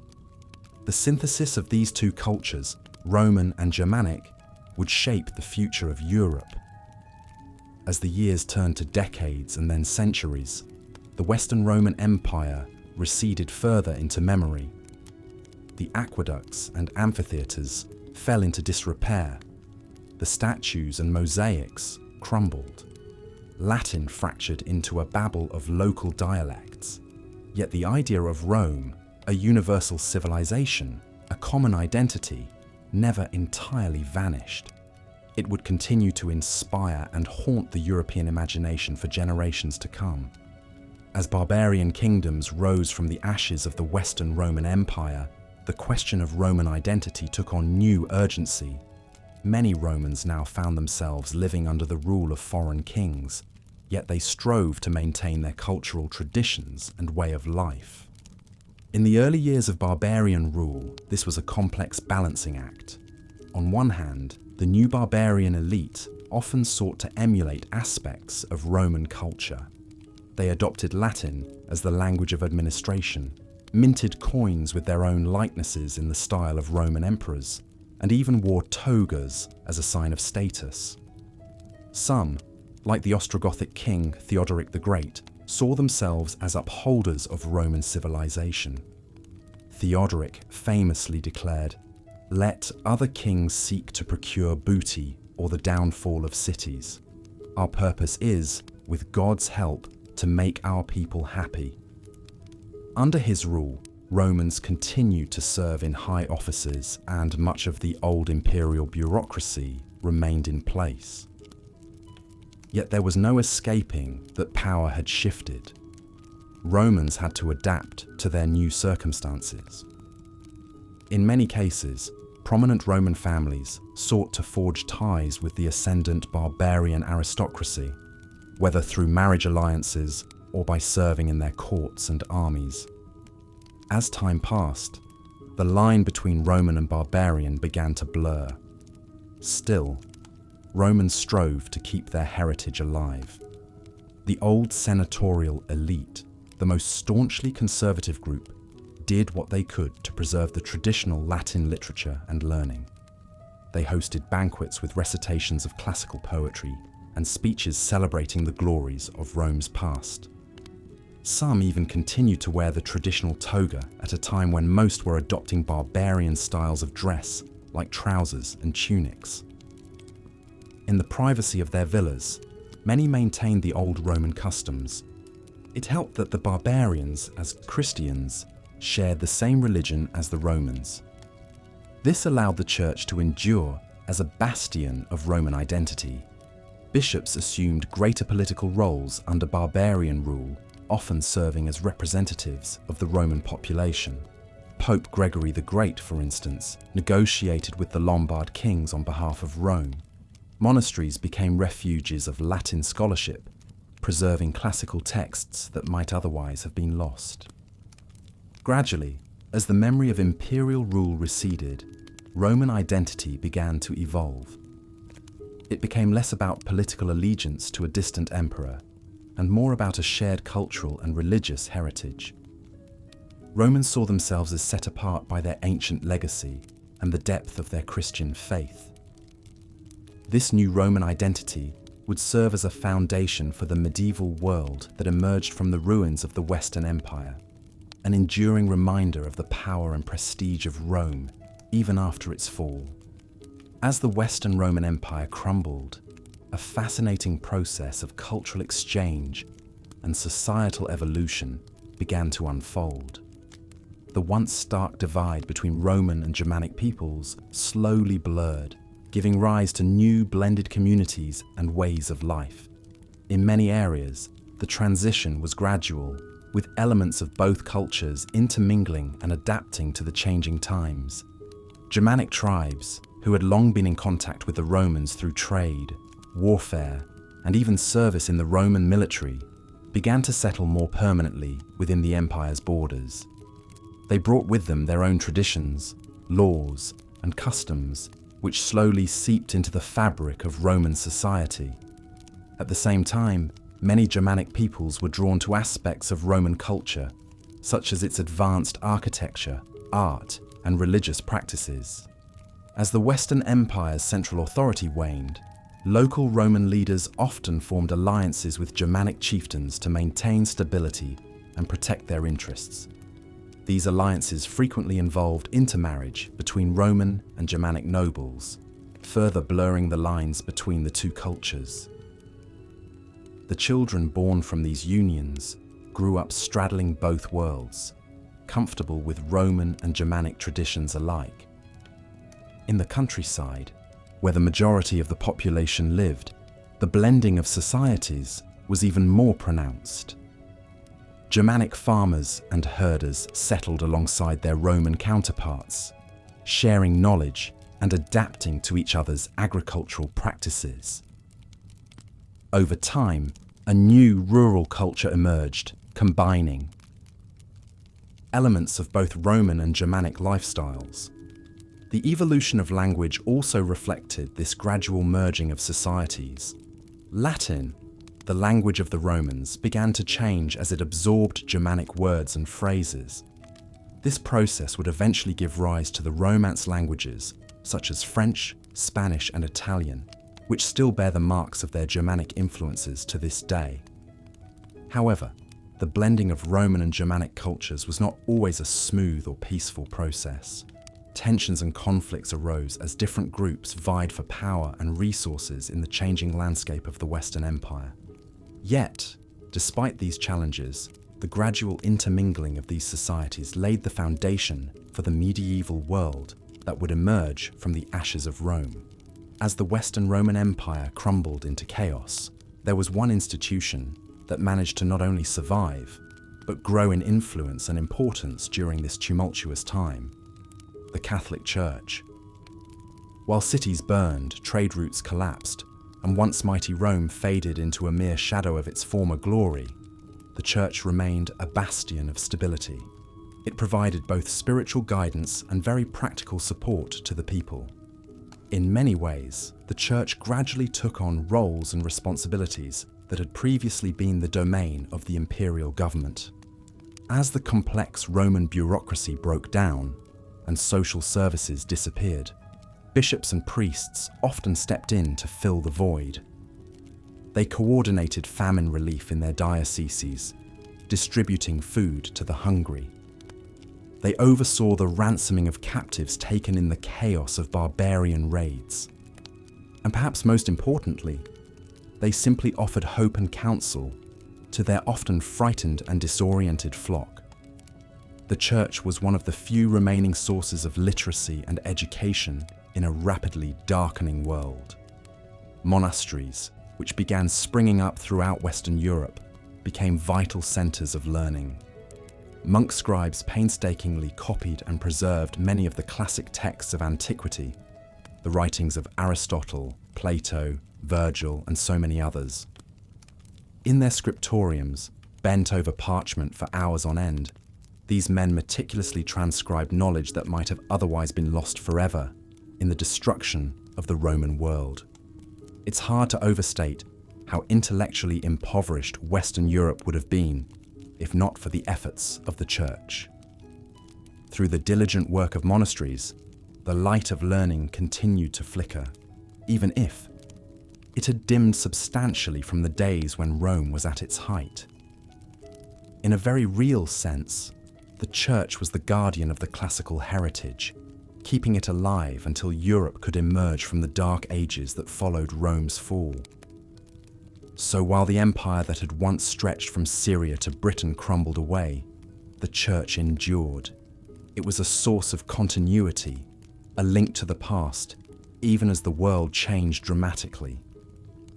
For the fearful inhabitants of a dying empire, the Church provided not just spiritual solace, but a slender thread of stability in an uncertain age. It would go on to shape the future of Europe in profound ways for centuries to come. As the Western Roman Empire crumbled, life changed dramatically for its citizens, including the many skilled craftsmen who had once thrived under Roman rule. One such artisan was Lucius Valerius Priscus, a master metalworker based in the city of Mediolanum, modern-day Milan. For decades, Lucius had crafted exquisite bronze and silver goods for wealthy Roman patrons. His intricately engraved platters, bowls, and drinking vessels graced the tables of senators and merchants. He had even received commissions from the imperial household itself. But as the empire fractured and the Ostrogoths swept into Italy, Lucius found his clientele dwindling. The Roman aristocrats who had coveted his wares were fleeing the city or falling into poverty themselves. To survive, Lucius had to adapt. He began creating more practical items that appealed to the tastes and needs of his new Germanic overlords. He fashioned sturdy belt buckles, decorative brooches, and sword hilts adorned with abstract animal motifs that the Ostrogoths favoured. Though less refined than his earlier work, these pieces found ready buyers among the warriors who now ruled Mediolanum. Lucius also started working with new materials, like iron and precious stones, to cater to his changed market. He even learned a few words of the Gothic language to better communicate with potential patrons. Flexibility and innovation, he found, were the keys to enduring as a craftsman in this strange new world. Through skill and determination, artisans like Lucius managed to eke out a living even as the once mighty Roman Empire disintegrated around them.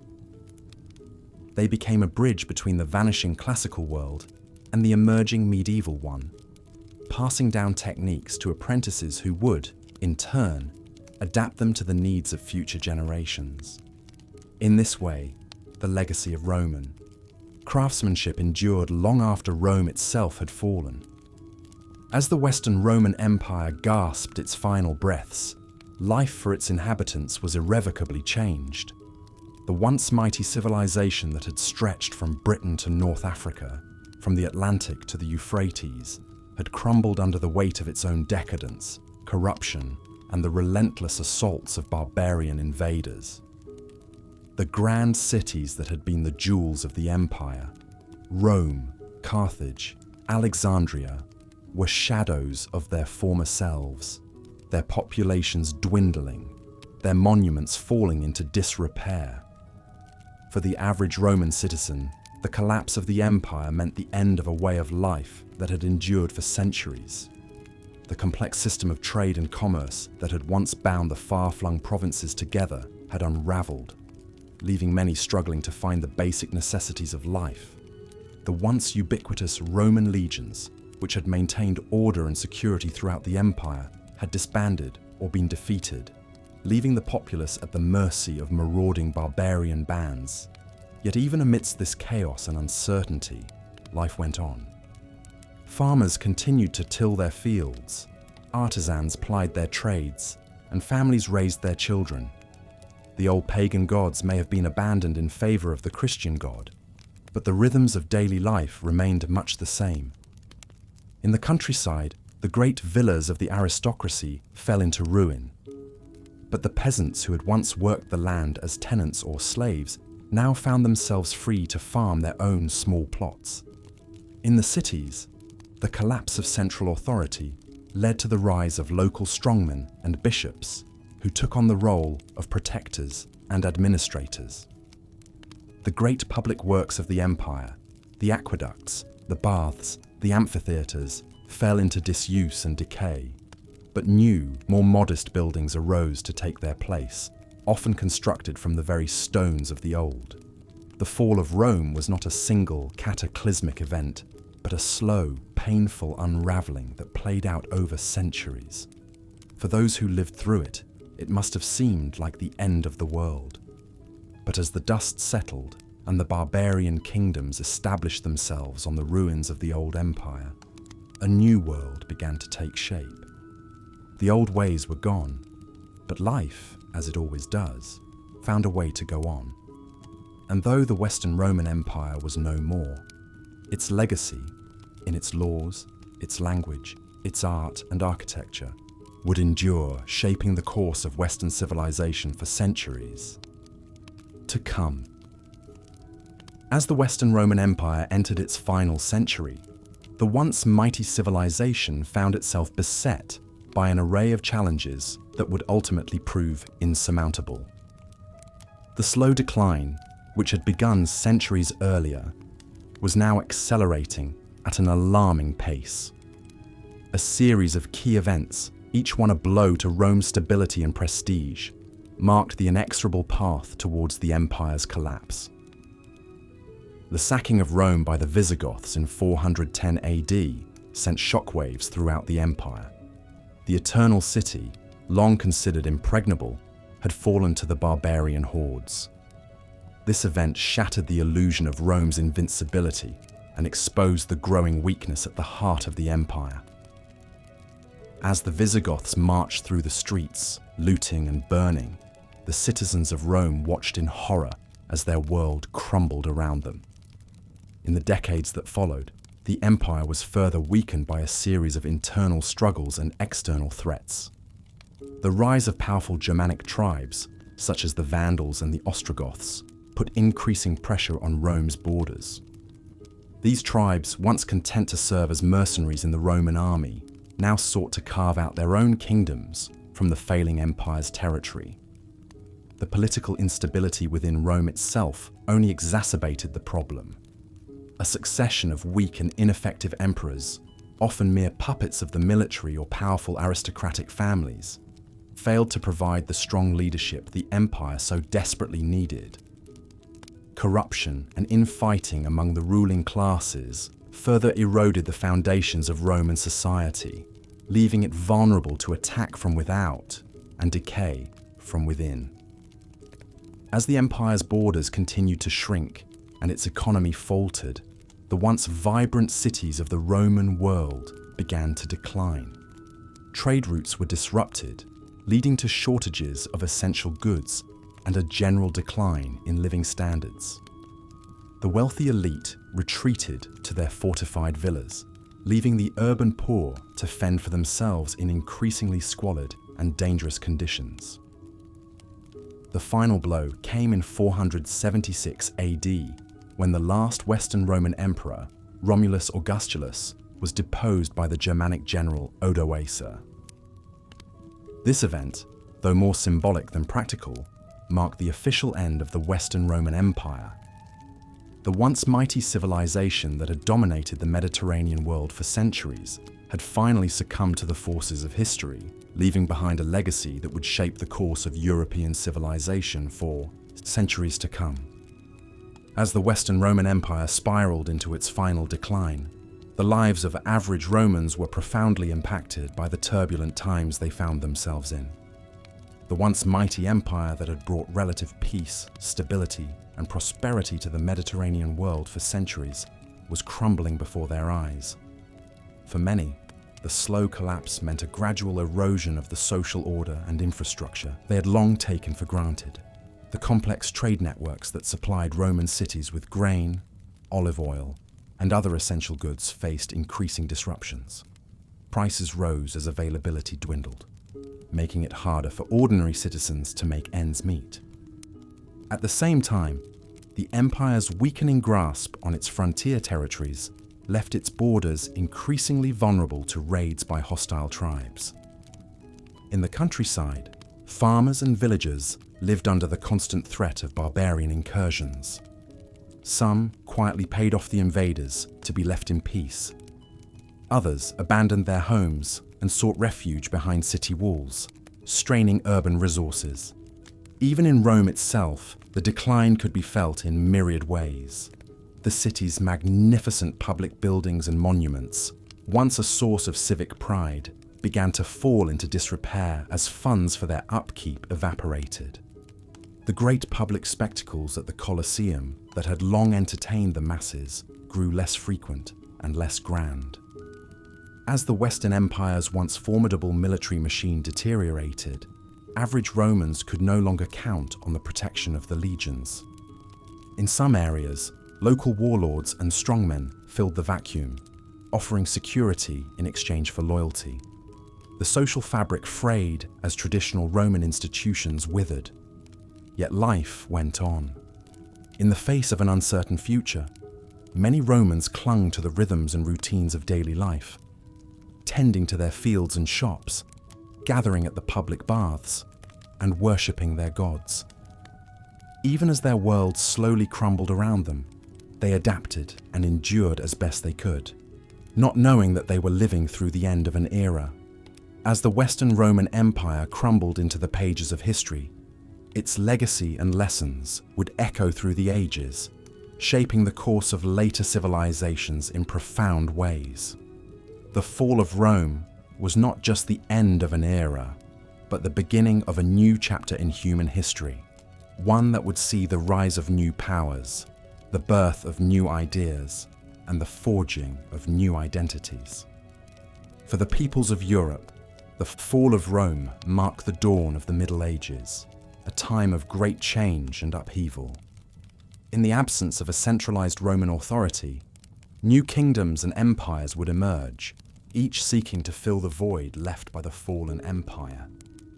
The Franks, the Visigoths, the Ostrogoths, and the Vandals all would carve out their own domains from the ruins of the Western Empire, laying the foundations for the medieval world to come. But the legacy of Rome would live on, even as its political power waned. The ideas, institutions, and cultural achievements of the Romans would continue to shape the course of European history for centuries to come. The Latin language, which had once been the lingua franca of the Roman world, would evolve into the Romance languages of modern Europe: French, Spanish, Italian, and others. Roman law, with its emphasis on justice, equity, and the rule of law, would serve as the basis for many of the legal systems of the Western world.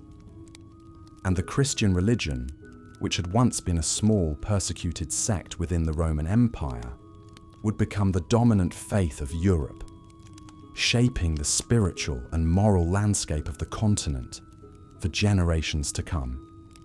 Beyond Europe, the fall of Rome would have far-reaching consequences for the wider world. The Byzantine Empire, the eastern half of the Roman Empire that survived the fall of the West, would continue to serve as a beacon of civilization and learning in the East for centuries to come. The Islamic caliphates, which rose to power in the centuries after the fall of Rome, would build upon the intellectual and cultural achievements of the Romans and the Greeks, preserving and expanding upon the knowledge of the ancient world. And in the centuries and millennia to come, the fall of Rome would serve as a cautionary tale for later civilizations, a reminder of the fragility of even the greatest of empires. From the British Empire to the Soviet Union, the lessons of Rome's decline and fall would be studied and debated by historians, politicians, and philosophers, each seeking to glean insights into the nature of power, the challenges of governance, and the forces that shape the rise and fall of nations. In the end, the fall of Rome was not just a singular event, but a turning point in human history, a moment that marked the end of one era and the beginning of another. And while the Western Roman Empire may have vanished from the map, its legacy would endure, shaping the course of human civilization for centuries to come.